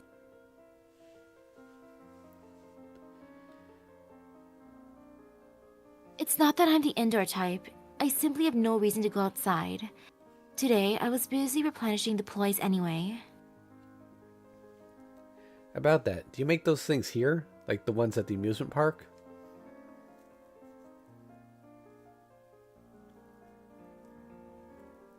Ever since that terrible incident, Sojiro has been sensitive whenever ploys came up. He's only been worried about escaping with his life at the time, but as time passed... What were those mysterious things? He became filled with curiosity. Oh? You want to know? I do, if you're willing to tell me. Should I not have asked? But I am curious. Fine, I'll tell you then. You don't mind if I give a brief rundown, do you, Alice? Aoko quickly crossed her legs in anticipation. It doesn't matter to me. As long as you talk about the difference between me and you, that's perfectly fine. Alright, it's settled then. Now what's that look on your face? You're the one who brought it up. No, it's just that, Sojiro diverted his eyes at Aoko's direct stare. Sojiro and Aoko currently only spend time together after dinner. Every once in a while, however, he would catch a glimpse of some innocent gesture of hers and wouldn't know how to respond. It's nothing. Keep going. I'm interested. Great. Let's get started then. For this, I'll need to call in my Robin. Today in this special class, you're going to learn all about the ploy kickshaws.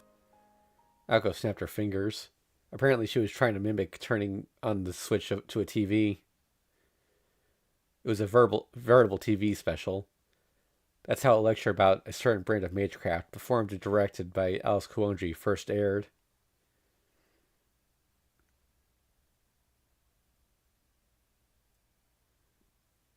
Unfortunately, the special production was cancelled only 30 minutes after it began. Apparently the content had been a little too esoteric for Sojiro. I knew this would happen. Shizuki probably has the worst memory in the universe. She almost said he was better off dead, but took a deep breath to avoid being hurtful. I'm sorry, Alice. I feel for you in this one. I've no idea how we can reduce our magecraft down to amazingly convenient. If any other mage heard that, they'd faint from the pure insult of it. Aoko was exasperated. She had felt some measure of regret. She should have realized this would be the outcome. That's not true at all. I can tell the difference between your magecraft. Misaki just breaks stuff. Alice makes things that to break stuff with. Therefore, Alice is a little more productive.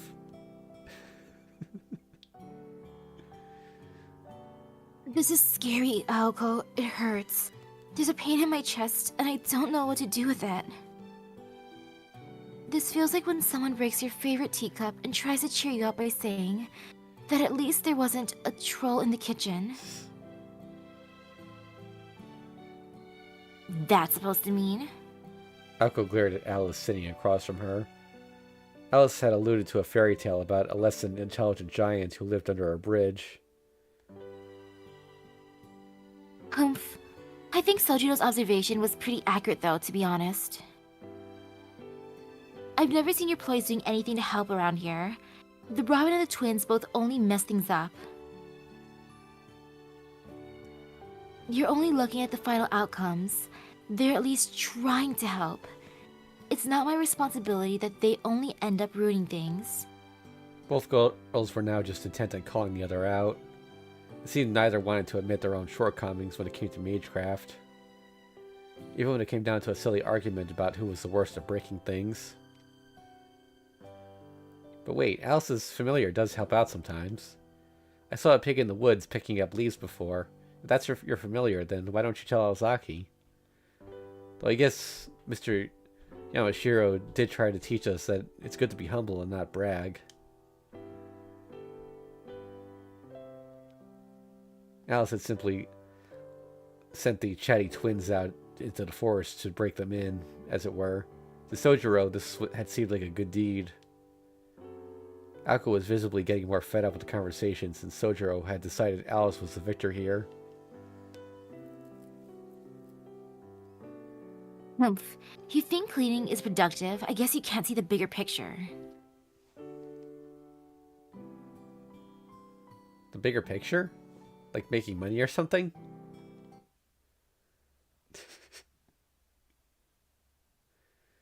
Erg. The two girls both tried to remain calm in face of such a direct question. Even a fool could think of a good idea sometimes. You know, I never thought about that. Magecraft has always been something that only brings loss. Alice nodded affirmatively. So, what are you thinking? Oh, no. So, what are you thinking? How do you think my magecraft can make us money?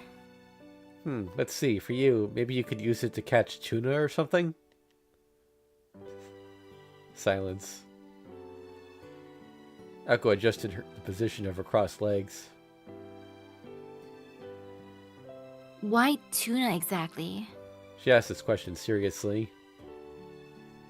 I just heard that you fetch a really high price at the morning fish market. But they're hard to catch. They're huge, but they can swim at high speeds. Well, they are one of Earth's greatest predator fish, and one of the most popular types of sushi. I heard they travel at an average speed of 38 miles per hour and can reach a max speed of 112 miles per hour if need be. You're good at swimming, aren't you, Aozaki? Couldn't you swim and catch one? That have to do with magecraft? Even if I could hit one with a magic bullet, it would be too damaging. I'm only good at speeding things up, not stopping things. What about you, Alice? I rather hate fish. Alice quietly added that some of them were oddly interesting to her, so she wouldn't feel comfortable harming them. Aoko shrugged her shoulders, throwing that idea to the side. Anyway, are you trying to start a fight or something, Shizuki? Sorry, I may have been mocking you just a little. The collar around his neck tightened for a good 5 seconds. It was as tight as a sleeper hold. So I guess we can only count on Aozaki to do violent things. How about you, Alice? You haven't said anything, so I guess you're opposed to using magecraft for profit? It's not really about liking or not. Having money is always a good thing. If there's something Aoka can do while also evading the watching eyes of the association, I'm all for it. So I'm the only one sticking my neck out? Isn't there something your place can do? Like, I don't know, a hippo that eats dirt and turns into gold or something? You know, like alchemists who spent day and night researching how to make gold in the Middle Ages. Alchemists were a waste of time and money. Granted, in some cases, they used the wealth of the rich to discover new technologies, so it wasn't all bad. For example, this mason porcelain was the product of a desperate alchemist who boasted the ability to create gold. Alice ran her finger along the edges of the teacup in her hand. I guess there's nobody more unreliable than an alchemist then, huh? I hear the alchemists of Prague deal with securities, and the ones in Egypt make weapons now. Well, we know all about the Egyptian ones. Right? I got my hopes up a little, but our kind should honestly never deal with the real world. We're too specialized in mystics. I've heard that a noble mage family in London, has abandoned their traditions and is only taking in disciples for finance now.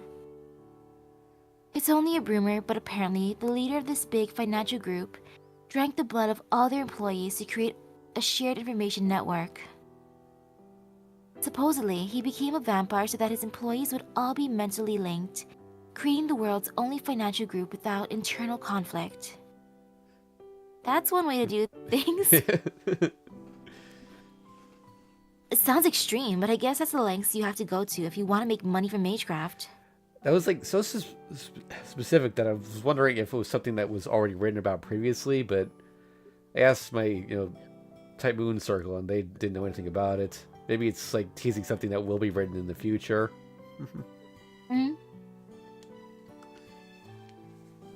Hey, what if your place started their own amusement park? Sojiro clapped his hands together in excitement. That's a great idea. I've had enough of getting attacked, but in an amusement park, they would be a huge hit for sure. You mean, you want my place to be some kind of show or exhibit? I bet it would actually be popular. You could just tell everyone they're robots, and they would definitely believe you. No way, Aoko. Bring this up again and we're through. Oof, you're actually mad. Alright, Sojiro, that's it for the amusement park idea. No point losing a friendship over it. Aoko backed down after Alice's cold rejection of the idea. The small talk continued, but the girls grew more distant as they tried to avoid further conflict. Sojiro looked at the two with a perplexed expression. We got a little echo from Misaki. Huh? Hold on, there's something I really have to ask about now. What is it? It's just, you guys were both trying to seriously kill each other at the amusement park, weren't you? How were you able to stay friends after that? It was certainly a rude question to ask, but it was also an obvious thing to ask. Aoko and Alice looked at each other as they thought of the answer. They stared at each other for about 2 seconds.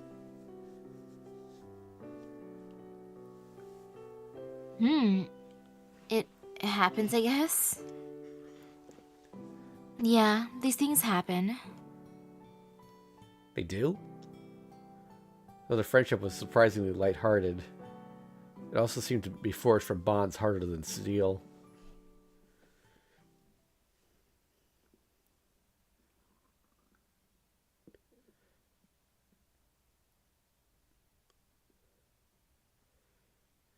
Their long and extended tea party had just started to get good when Sojiro had to leave. He didn't really want to since he was enjoying himself, but he couldn't miss his part-time job. It's rare for us to talk for 2 hours like this. You were unusually chatty today, Alice. I had to be. Shizuki kept asking you questions, and you kept putting them off onto me.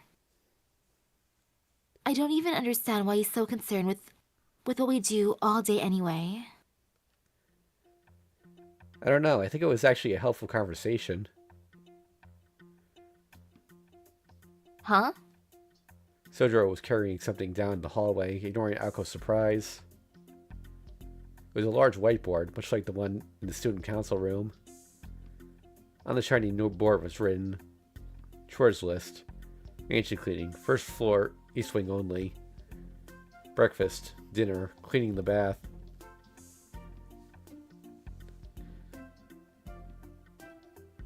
I knew there had to be a reason you were asking so many questions. Right. If you want to correct something, you need to first find out what's broken, right? Well, based on today's conversation, you both have at least 1 hour of free time a day. Since all three of us share the kitchen, I think it's best if we assign a rotation. You both need to help. You need to both help out where you can. Sojiro was clearly proud of his attempt at making things better around here. Wait just a second. Didn't I make it clear I'm just letting you live here and don't have any intention to help with things like this? You did, yes, but if you can ask me to make dinner for you while I'm cooking for myself, then it's only fair that you reciprocate. Plus, if all three of us pitch in, I think we can eat better food in general. Sojiro's words pierced Alice's heart. She knew she had asked him to make dinner for her on many occasions. It was a carefully planned attack designed to make her repent for her sins, and she knew it. Even so, do we really need an entire whiteboard? We always managed without writing any chores down before. Alice nodded her agreement. There was nothing less reliable in the world than a verbal promise. Even if she didn't say so, Sojiro could tell by the look on her face that they intended to skip out on whatever task they were assigned to do. No way. If you want things done right, then everyone needs to know their responsibilities. If you write it down like this, then nobody will have an excuse to forget. Erg. Aoko reconciled at this new development. She couldn't tell if Sojiro was just being nice or if he was saying he wouldn't tolerate any slackers. I can't believe you're making us sign off on these specific responsibilities like this. Alice was absolutely terrified at the prospect of daily chores. So that settles it. Tomorrow we'll figure out who to assign to what tasks. I know this is going to be difficult for you two, so I'll take the majority of tasks myself for the time being. And with that, Sojiro left. The two girls left behind could only sit and stare, stunned at the shiny new whiteboard.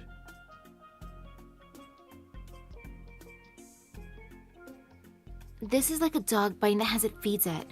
I never knew he was so brazen. Oops, I knew from the moment I met him. But now it was too late. They'd already been caught in the trap. Just this morning, Aoko had received a portion of the salad Sojiro prepared. She knew it would be wrong for her to veto the idea of them all helping each other out. The concept of dividing up specific chores made perfect sense to Aoko, after all. Even so, she wanted to be able to tip the ratio of chores in her favor, at least sometimes. Aoko, I already know what you're thinking. I'm sure you do, because I'm pretty sure we're both thinking the same thing. Aoko sighed as she grabbed the whiteboard. She was going to hang it up in the kitchen so they could all see it. Alice was still staring at the whiteboard blankly. I just hope he doesn't add any new chores to the list. She would come to regret ever saying those words.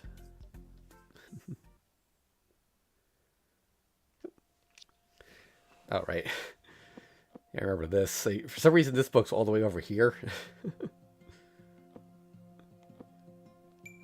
Oh. Ooh. This was a long one. I don't remember how long, though, but we got time. If we go a little over, it's fine.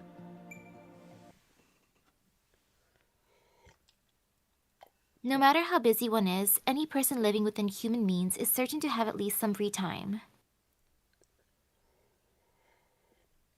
Before or after eating, for example. It's difficult to eliminate the time required to prepare a meal and the time after one finishes eating. This is particularly the case for those who do a lot of thinking. Since the body needs to use energy to digest after eating, there's less available for the brain to use. That brand was named after the Greek goddess Nike, right? I guess it represents winning in sports, since she was the goddess of victory.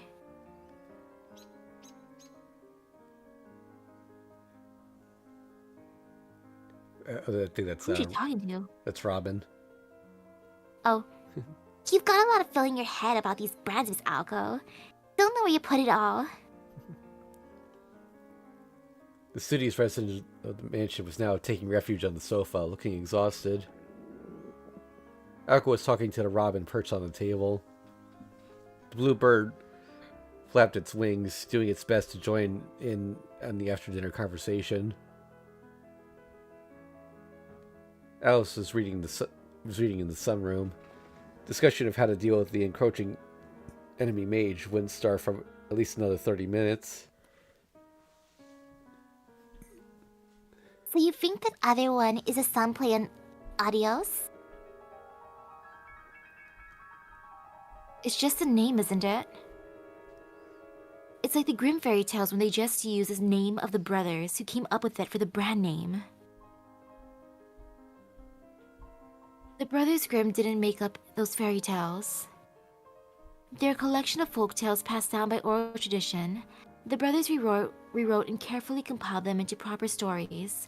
They're more like scholars and craftsmen in that sense. And in some sense, kind of like conmen.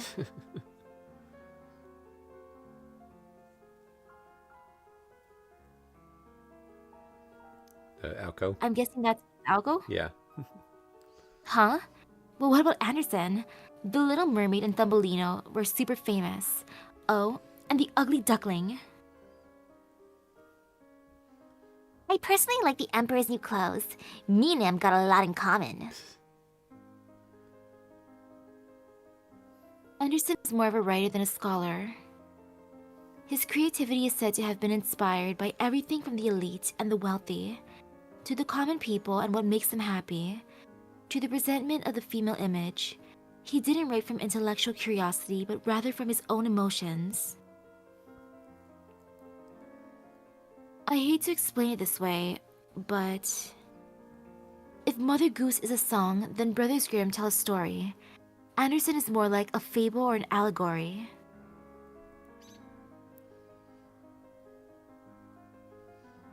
Some of their stories are now cartoons. I think it's Robin.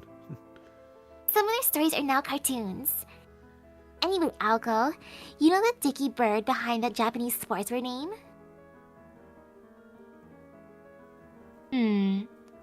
I heard this once from a friend of mine in elementary school, so I don't know if it's true or not.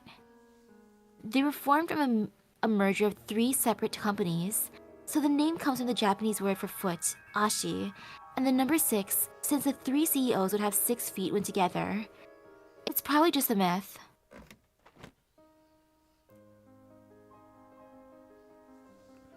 Alice had dropped her book to the floor of the sunroom and was biting her lip. She was clearly trying to feign calm and to breathe as if nothing had happened. She thought she was doing a convincing job of it. I really don't understand her sense of humor, why she thinks that was so funny. Maybe it wasn't funny at all, and she's all marbles and conkers about how unfunny it was. I mean, Alice usually smiles even when she's angry. I've seen it. Whenever I half-inch her diary to have a look at it, it's always a look she's given. She's like, look at this again and I'll kill you. But I can't help it. I want to read it. If you take my curiosity away from me, I've got nothing left. Robin felt compelled to give a counter-argument for some reason. Aoko let out a sigh. Even Alice sympathized with her over the difficult familiar. I'm home. Oh, you're both here today. It was at this time that Sojiro returned. He must have just gotten home from his part-time job. Welcome back. Ako's warm welcome was quite the opposite from the faint response from the sunroom. I already ate dinner, so I don't need anything to eat tonight. I'm going to take a nap before my night job. Sojiro still gave Alice a wave as he left. The dull thud of something dropping was heard as he entered the hallway. Hey, you dropped something. Aoko peeked out from the sofa to yell at Sojiro. It's been in my pocket this whole time. Sojiro calmly and naturally walked back to pick up what looked like some kind of envelope. Perhaps it was instinct, but the human eye was drawn to motion, even if it was something one had no personal interest in. Aoko keenly followed Sojiro's hand with her eyes. Oh. Aha. A wad of cash. She had to restrain herself from shouting her thoughts out loud as she leaped up from the sofa. Huh? What's wrong, Aozaki? That's... Aoko found it difficult to come up with a proper response to the pure, innocent eyes staring back at her. She was ashamed of how she had jumped up at the enticing sight of so much money. It's nothing. I just forgot that today was payday. You're earning a lot more than I thought.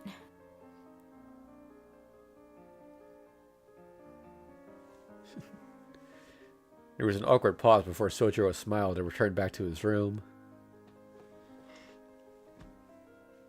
Aoko sat back down on the sofa, still feeling a bit awkward. This was what set it all off. It began a series of events that the Robin would later name the Dosh Affair. That might actually be pronounced Dosh? Yeah.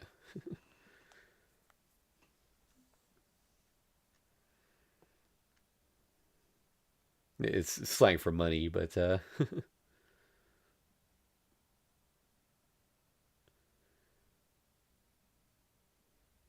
was the next day and around the same time as the previous day's incident. Aoko was coming to pour some tea and relax when she heard Sojiro and the Robin engaged in some kind of debate in the drawing room. What they mean is that you should try to be kind in some way every time you meet someone. That when they say the day ends, you need to take time to reflect on what that kindness has brought you. Even if it's just a kind word, it might mean a lot to someone and could bring great and unexpected happenings your way. Ah, you gave me some beef jerky. Are you sure that wasn't just a bribe? I can see right through you, lad. Sojiro's serious demeanor was more like a consultation or a proposal than it was idle chatter.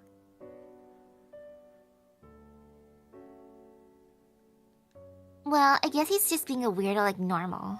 Oh. Aoko decided to ignore what was going on in the drawing room and head straight to the sunroom. There, she saw Sojiro's coat on the chair. Sojiro, you've left your coat here. Take this coat to the rack in the drawing room or back to your... She stopped herself mid-sentence. She could see the same kind of envelope that Sojiro had dropped on the ground yesterday inside his coat pocket. It was even thicker than the one she saw the day before. She wouldn't allow herself to make a spectacle about it like she did yesterday. She reminded herself that she was a model student and student council president. Anyway, it's time for some tea. Feigning disinterest, she listened to the conversation going on in the drawing room. Sojiro was still in deep conversation with the Robin. Perhaps he hadn't heard her calls. Everyone feels lonely in the city. Acts of kindness, even if they look like they are done for selfish reasons at first can do real good in the long run. I see. And it doesn't cost a thing to be kind to people. I'm trying to help people as much as I can now. True, though, they say life is truly free. So which is it then, a wise one? Aoko was so intent on eavesdropping, she completely forgotten that she'd come in to pour her a cup of tea. There was no way she could ignore such a suspicious conversation. Well, let me put it this way. If you want to be happy, you must first be hated. People shouldn't care if they're called a scam artist, for example. They just need to realize that what they're doing is for the good of others. The joy you give to others will cancel out the sense of guilt you might feel. I've heard something like that, but what you're saying is different. Aoko agreed with the Robin in this case. Sojiro was referring to the words of a famous entrepreneur.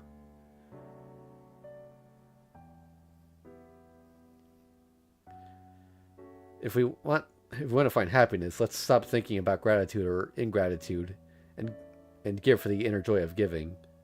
That was the actual quote.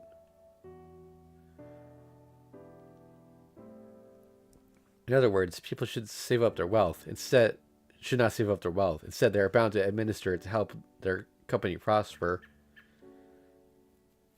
I think that's Robin. I know that one too, but you've got it all dodgy this time. Oh. Aoko was becoming upset with how much he was agreeing with the Robin at this point. This was a quote from an even more famous entrepreneur. Surplus wealth is a sacred trust which its possessor is bound to administer in his lifetime for the good of the community. This was how that one was supposed to go. The only thing you can trust in life is money. Even if you're married with children, it's not like they're always going to be by your side. They could die in an unfortunate accident and leave you behind. Money is different. You can't buy happiness, but happiness can bring you wealth. They say that as long as you have the kindness of others and a warm bed to sleep in, you don't need anything else. Whatever he's talking about is not like him at all. Those words were a bit strange. Oh. No, yeah. Those words were a bit strange and worrisome. Aoko couldn't spend much time worrying about it. She didn't have the capacity to worry about anything else right now. Her battle with the enemy mage was always lurking just beneath the surface. This isn't any of my business anyway. Aoko shrugged it off and turned her attention away from the drawing room. She told herself that she would forget about all this commotion by tomorrow anyway.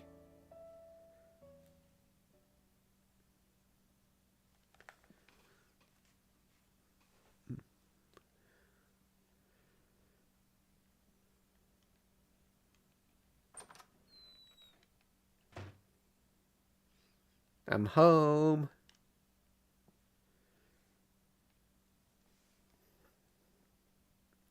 Sojiro was back from his job with a smile on his face again today. Work truly was its own reward. His mood was infectious, and Aoko smiled back while relaxing on the sofa. Hey, welcome home. Take a load off. You've been working since noon today, haven't you? I'll go start making something for What? Her smile suddenly turned frigid. What's wrong, Aozaki? You look like you just heard one of Kinomi's jokes. Don't play dumb with me. I can't keep quiet about this any longer. Empty your pockets right now. Sojiro reached in and pulled out the contents of his pockets without knowing why he was being scolded. He placed the now all too familiar brown envelope on the table. It was far too thick to be any normal envelope. It was bright, enticing, almost magical. There was nothing else that could be than a stack of cash. Well, what do we have here? Alice innocently asked Sojiro. She was a bit dazzled at the sight, but there was no mistaking it for an illusion. It's my pay for my part-time job. Well, isn't that nice? Looks like dinner is on you tomorrow then. The two remained calm despite the abnormally large wad of cash before them. That being said, the one with the most common sense in the house finally had to speak up. I know you're lying, Sojiro. You kneel right here and explain to me what it is going on. She knew more than anyone how serious this was. Huh? Explain what? Explain where you got this money. What the hell are you doing to earn this kind of cash? There's no way it's anything legal. It really is fine. This new job I got is at least not illegal. If I do it properly, it's not dangerous at all. It pays better than the convenience store, and it's easy enough that even I can handle it without a problem. Unbelievable. Aoko is just about dizzy with rage at this point. At least, not illegal. That's like when an obviously drunk person tries to contend that they are indeed quite the contrary. Use your brain. What kind of part-time job pays out more and more money exponentially every day? Tell us exactly what you're doing. You're being scammed. You have to be. Sojiro kept his mouth shut. He didn't seem to be too threatened by Aoko's reprimands. Sorry, I can't. Not even to you. It's not really something I'm supposed to talk about. But please, don't worry. It's honestly something that helps people. I've only met the person who recommended me for the job once, and I'm always paid in cash. You bumpkin. All that sounds suspicious as hell. Aoko stamped her foot in frustration. But who could blame her after hearing the standard lines of a scam? It's a new job. The pay is good and anyone can do it, and I'm not supposed to talk about it. Despite all that, Sojiro was still refusing to spill the beans. They hadn't known each other for that long, but Aoko was well aware of Sojiro's personality. Steadfast explained him well. Once he made a decision, nothing could make him change his mind about it. At times like this, it was near impossible to get him to talk. Alright, you really are making this difficult. Aoko backed off, realizing it would be a challenge to get him to say anything at this point. Sojiro couldn't figure out what was upsetting her. Why are you so mad? Aoko decided to give up on getting anything useful out of him. There's just no job in the world like that. It's too good to be true. You agree, right, Alice? I suppose. I'm not sure what Aoko is trying to say, but I think you can do more, Shizuki. And so, Alice contributed absolutely nothing useful. Ugh. Alice collapsed onto the sofa. Aozaki.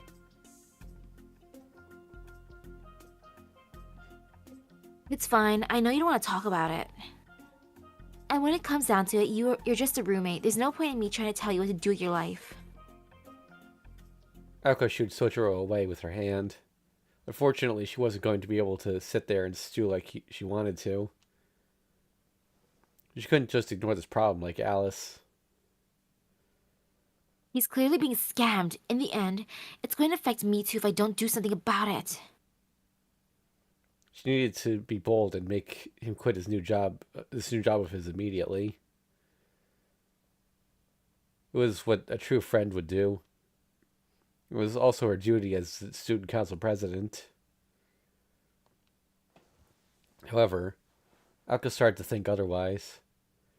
Morals and a clear conscience were important, sure, but for a student living solely off of their parents' generosity, that kind of money was hard to pass up. Right, so even if I do get him to quit this job, it'll be a total waste for him to just give up all that money up. Guess I'll have to approach it from a different angle. The wicked, scheming student council president sank deeper into the sofa. Her ability to play things by ear and her miserly nature were both her strongest and weakest points.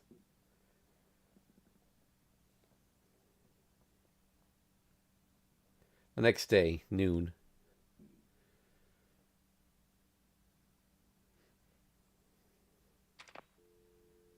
Aoko waited until her roommates were gone, then picked up the phone in the foyer. Hey, Tobimaru? Sojiro's gotten himself into something recently. Does anything ring a bell?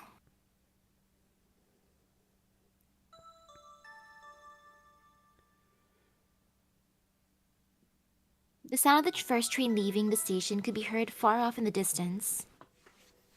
This was a time of morning when the town was deciding if it felt like waking up or not. Tobimaru Tsukiji was having a walk down the city streets at sunrise, enjoying the fresh, crisp morning air.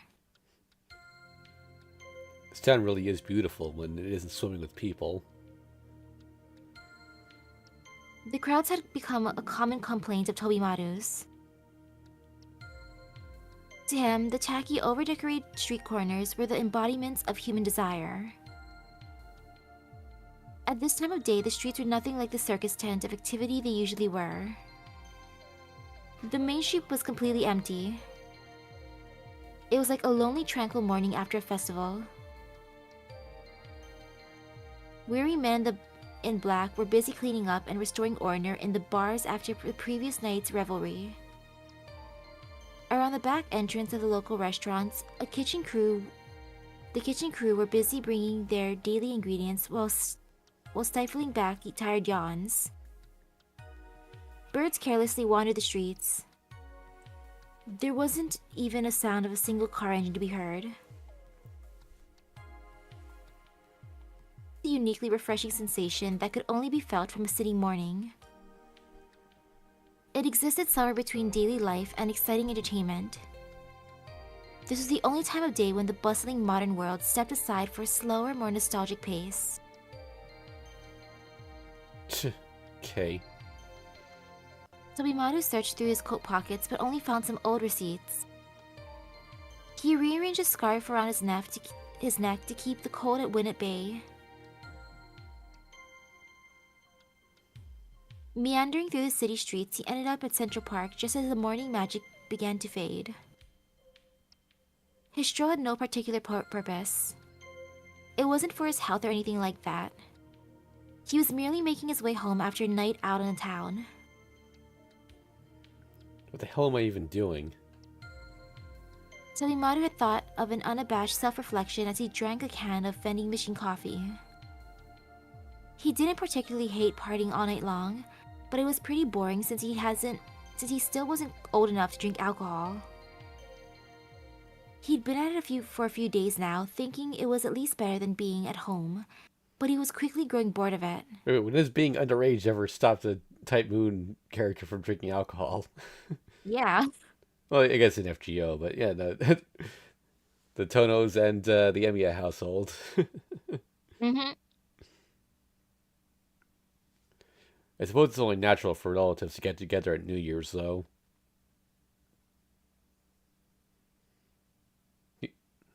He grinned wryly at his own lame excuse. It was true that he was out wasting time like this because he didn't really have a place to go home to at the moment. The Tsukiji family had always had a congregation of relatives over New Year's Day, as per his grandfather's orders. This was why his siblings and other relatives had been staying over at the Tsukiji home for the few days now. If Tobimaru was there, he'd just provide fuel for the fire. He decided to avoid the family drama and not go home while everyone was there.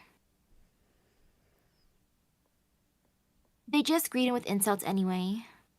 And if someone tried to start a fight, he knew he wouldn't be able to resist the bait. It would only cause even more resentment and trouble for his father. So for Tobimaru, there was nothing more pointless or less enticing than getting involved in his siblings' squabbles over the inheritance.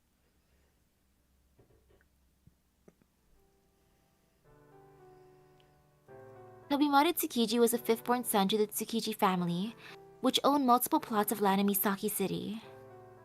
However, most of the land had been acquired after the war. Before that, they had been a minor noble family on the brink of ruin. The man who built the Tsukiji family to its current glory was Kimikuni Tsukiji, Tobimaru's grandfather and the current patriarch. Kimikuni married into the struggling Tsukiji family and saved them after they lost all their power during the war. The Tsukiji clan were a local Shinto clergy and relied upon Kimikuni's financial assets. Kimikuni, on the other hand, had leveraged clan connections to establish himself in Misaki City.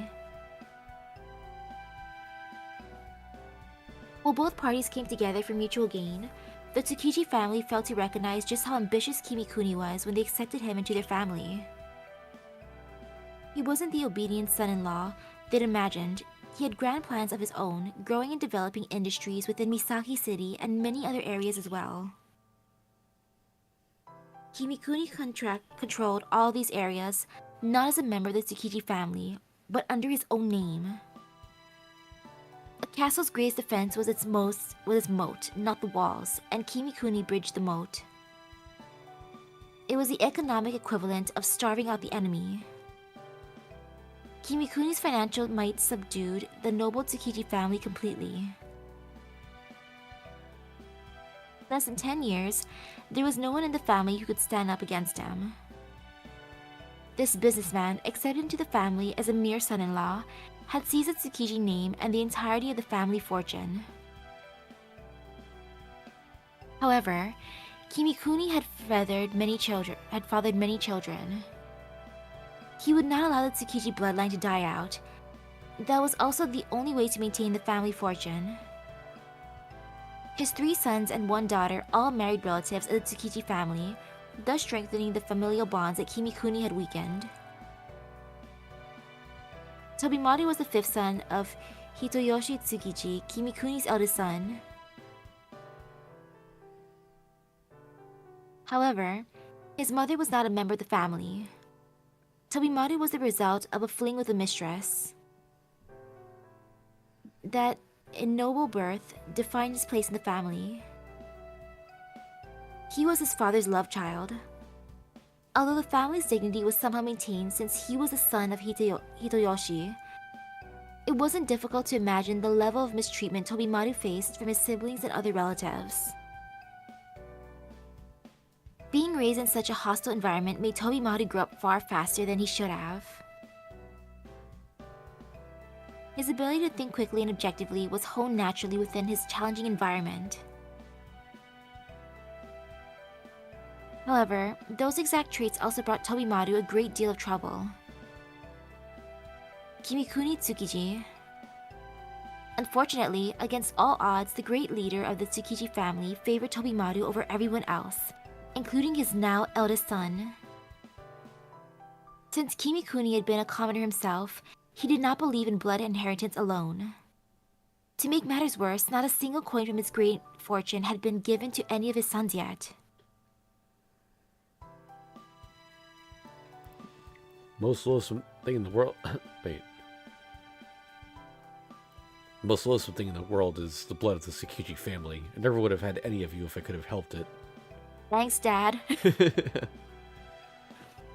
Those words were spoken at every family gathering, and they were the absolute truth.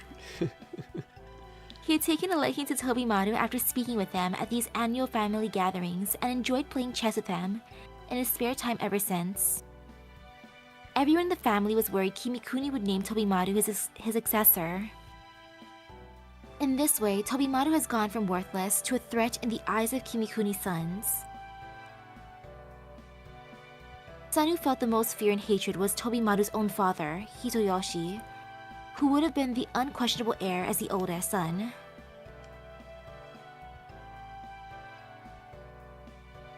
Tobimaru became estranged from his father. They no longer even lived in the same house. Hitoyoshi always acted like they had a great father-son relationship in front of Kimikuni, but that would only last until his father was no longer around or until Tobimaru was officially named the heir. When that happened, it would be an all-out war. In any case, it would not be a pleasant story. Grandpa really had a hard time reading between the lines sometimes. Tobimaru scratched his head in frustration. He really wasn't all that worried, though. In public, it looked like they had a good father-son relationship. In private, they were in the midst of a bitter inheritance dispute. Things had always been that way, even before he met Kimikuni. The only difference was that his sole protector, his father, was now his mortal enemy. Tobimaru had always been at odds with his family. His father was just one more enemy to add onto that pile. Staying out all night like this was Tobimaru's way of avoiding his family. If he was home, he knew he would have to gauge his feelings. However, they wouldn't openly attack him now. Even the relatives who looked down on him and his siblings who had bullied him as a child. The worst they would do was make snide remarks. Tobimaru was, at his core, a peaceful person who preferred to avoid trouble whenever possible. Petty revenge or even stepping up to Kimikuni's expectations weren't on his to-do list. His father's worries were unfounded, his relatives were getting riled up for no reason, and Tobimaru had no intention of stepping out of his role as the prodigal son. Prodigal. I've heard it with a J sound though before. Really? I mean, it's Digal, so...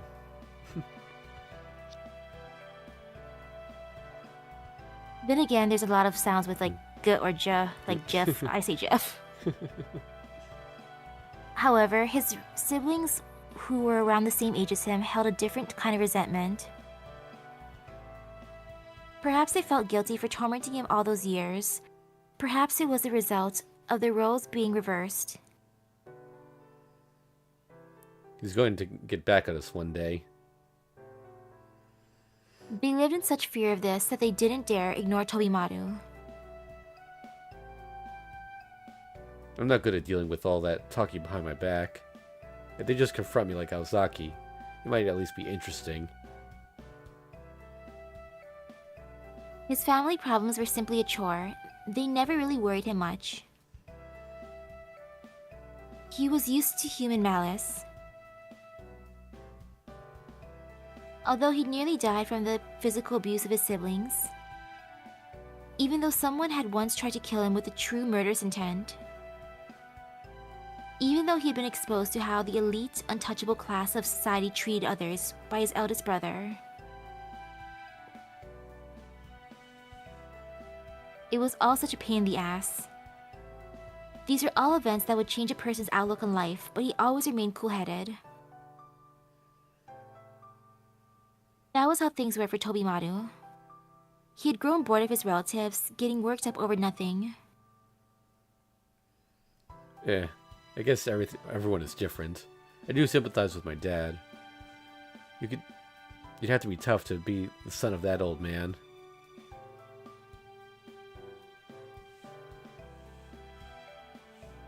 Tobimaru honestly could not care less about who would be the next heir. He had no clear plans for the future yet. His only real goal was to wash his hands with his family and start fresh when he became an adult. Until then, everything that happened was a life experience. He continued his morning walk, thinking it was better to enjoy the nightlife now that he was still young. Huh? Someone was already sitting on the bench when Tobimaru entered the plaza. The crows gathered there flew off at his approach. On the bench sat a girl dressed in black. A well-dressed old man with a cane sat with her. These are familiar faces, so he approached the bench to say hello. The old man and the girl looked as if they were grandfather and granddaughter. He seemed like a kind old man spending time with his grandchild. However, the truth was... Alice, I need to practice my old man voice. I still don't understand what went wrong. We provided every service we could think of. We've always thanked our employees and greeted visitors with a smile. But times haven't favored me. What's worse, my art was outright rejected. I'll never forgive them. Those media vultures could die for all I care. How dare they call them nightmarish creatures? Why, they only wish they could dream up such mascots. But give them a mouse that walks on 2 legs and they all fawn over it. If you really think about it, a rodent that owns a dog as a pet? That's a nightmare. How could an animal keep another animal as a pet? If anything, an animal should keep a human as a pet, don't you think? Kind of playing with fire, referencing Disney there, type mood.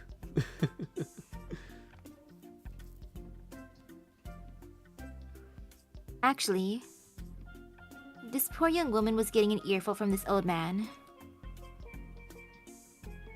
After his outburst, he paused for a moment.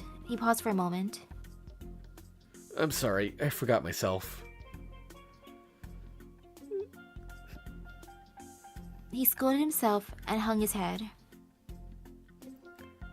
Just answer me this, Alice. What was so wrong with my kitsy? Horns. You should have given it horns. The girl in black returned the old man's solemn bow with a grim answer of her own. Yeah, Alice won't get that many lines in this scene, so you keep narrating, because I got these two guys here, so... No, horns won't do. A kid could get injured by something like that. I don't want to harm them physically, just mentally. The girl nodded deeply, thinking over the implications of what this old man had just said. Anyway. Tobimaro didn't really want to get involved, but he was already too close. If he passed by without saying anything, the old man would certainly make a fuss. Good morning. Isn't it a bit early for so much regret, Mr. Tokitsu? Seems like it's about time you passed on to a better place and stopped worrying about your kids. Well, if it isn't the Tsukiji's bratty black sheep. Morning, Toby. You're up early as usual. Well, I'm just heading home after being out all night. I don't live a healthy lifestyle like you two. And good morning to you too, Miss Kuonji. The girl looked up calmly at Tobimaru's greeting. It was none other than the Witch of the Hell, Alice Kuonji. How long has it been since we really talked? Maybe it was at that party 2 years ago? Well, it's rare to see you out like this. That is not true. I walk through the park at this time of the morning quite often, actually. Huh? That's kind of surprising. I always thought you were kind of a shut-in.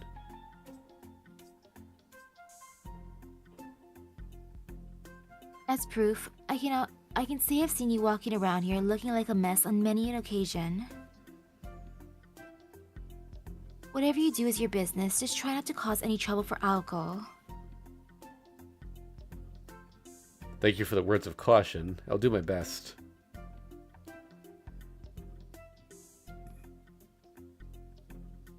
Despite their casual greeting, Tobimaru and Alice rarely interacted, though their fathers were acquainted. Even so, the histories and spheres of influence of the two families were very different. Though the Tsukijis held sway in Misaki City, the Kuonjis influenced the whole of Japan. Normally, someone like Tobimaru would not be in the same social circles as Alice. The only reason they could interact like this at all was because they were both friends with Aoko Aozaki. Huh? I didn't realize you and Alice were friends, Toby. Wait a second, you're not dating, are you? Don't tell me. If that's true, I'll die of a heart attack right here and now. You'd be a murderer, and Alice would be your weapon. Be sure to write that down as a cause of death. Oh, say it isn't so. This heartless love shall be the cause of my demise. So tell me again why a girl like you hangs around with this pathetic old man? Is it the same reason I do? Because of your father? He's my pen pal. He has more antiques than he can handle, so Aoko and I are taking some off of his hands. Despite this being one of the only times they really talked, Tobimaru and Alice both managed to completely ignore the old man. Oh, Alice, even the way you hide your embarrassment is charming. By the way, you can call me Julik. Mr. Tokitsu gently took Alice's hand. Alice's face remained neutral, like a doll's. Tokie, I'm looking for a nice painted teacup, something from the 1900s. Maybe from Dresden? I have just the thing. I'll be sure to bring it out for you the next time you come by with that terrifying friend of yours. He responded to her request like an obedient marionette. You know, I'm surprised you haven't ruined yourself looking for love in all the wrong places, old man. You see? This old man was none other than Yurihiko Tokitsu. He was famous in Yashirogi as the former head of the Tokitsu baking company with the factories all across Japan. He still served as an advisor. Who are you calling an old man? An artist is only old when he's lost his sensibility. My fire hasn't burned out yet. I'm so young, it's almost stifling. I still look forward to passionate chats with a young woman. Once you get to my age, you stop giving a damn about keeping up appearances. Talking to girls is what gives meaning to life. So wait, are you young or old? Oh, slip of the tongue. Forget that last bit. What I'm trying to say is that there's nothing quite like having a nice time with a young woman. I'm sure we can at least agree on that, can't we, Toby? Don't lump me in with you. I like older women. I definitely don't have a thing for girls who are less than half my age. I can tell you that much. I should hope not. That'd be quite the crime. You're only 17. I don't even want to think about what age you'd be talking about. Mr. Tokitsu nodded his head in self-affirmation. He chose to ignore Tobimaru's off-color remarks. Tobimaru was reluctantly impressed with the man's magnanimity. In the end. At any rate, I just wanted to say good morning. I'll get out of your hair now. Sorry to interrupt your fun. Oh, don't be like that, Toby. Fate has led you here. Relax and spend some time with us. Why don't you come and stay at my villa for a bit? We could take a helicopter. It'd be fun. I'll pass, but thanks for the invitation. If anyone I know sees me, they'll think I'm even more of a spoiled rich kid. I feel like avoiding that right now. Tobimaru's choice of words made his present situation clear to Mr. Tokitsu, and he reluctantly backed off.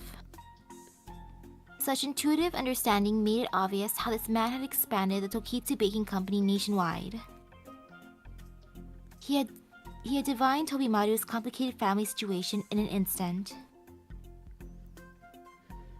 Tell Nick I said hello, and that he should retire and make up with his kids soon, will ya? I'm sure it'll fall on deaf ears, but okay.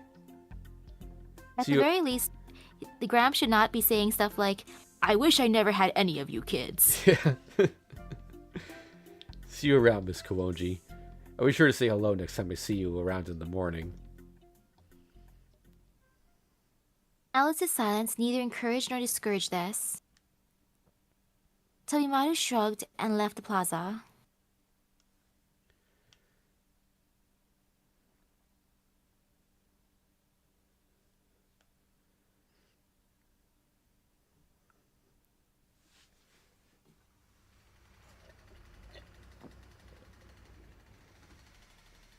He walked leisurely away from the park and came to an area of the city that was under redevelopment. There was a radio tower under construction there that the Tsukiji family had hand in, but most of the capital for that project was funded by foreign firms.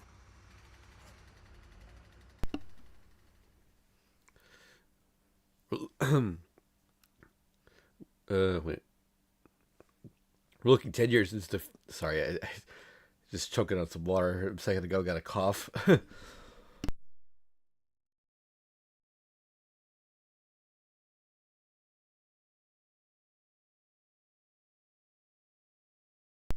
Okay, I think I'm good now. We're looking 10 years into the future with this radio tower. Many advancements will be made in the field of mobile communications. We want to bring our technology into Misaki City ahead of the rest.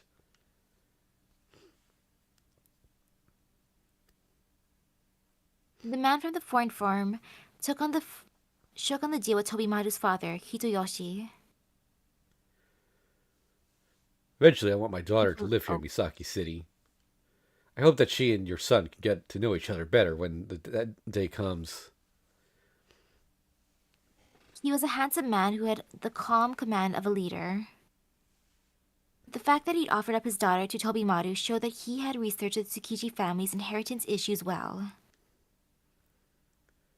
When you realize you're getting played, Dad, it's so obvious.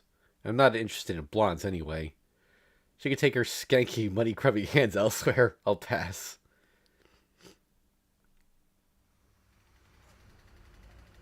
Tobimaru stopped in his tracks after these muttered complaints. He decided to stop himself before he said anything worse. He'd walked far enough already anyway. The sun was completely up now. There was nothing more to gain from wandering mindlessly. Guess I should head back. He turned his back to the radio tower and began heading home. 1 hour later, Young Master, you have a phone call. Tobimaru had returned to the Tsukiji residence. maid. He took the phone from the housemaid. Whoops. That's Aoko. Hey, Tobimaru. Sojiro's gotten himself into something recently. Does anything ring a bell? Aoko Aozaki was on the line. That was never a good sign. I think we might want to call it there for today. I actually forgot about that whole scene with Alice, so I think we've got like close to an hour left of this, if not more. So I think we'll, Okay. yeah.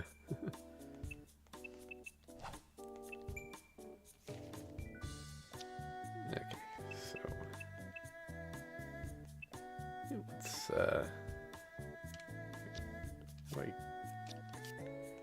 Okay.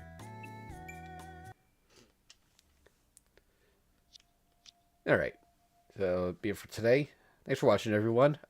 We are not going to be streaming tomorrow. Misaki's busy with something, so we'll be back next week on Saturday. Note that daylight savings time is ending tonight, so if you're in an area that does not observe daylight savings time, we're going to be starting an hour later than usual going forward. So, also, I think probably Monday, maybe Tuesday, I'm going to do a solo stream. I'm going to be checking out a Vampire Survivors type game that was the developers gave me a key for it, and I thought I'd try it out. For the YouTube viewers, that's going to be over on my second channel. So yeah, well, see y'all later.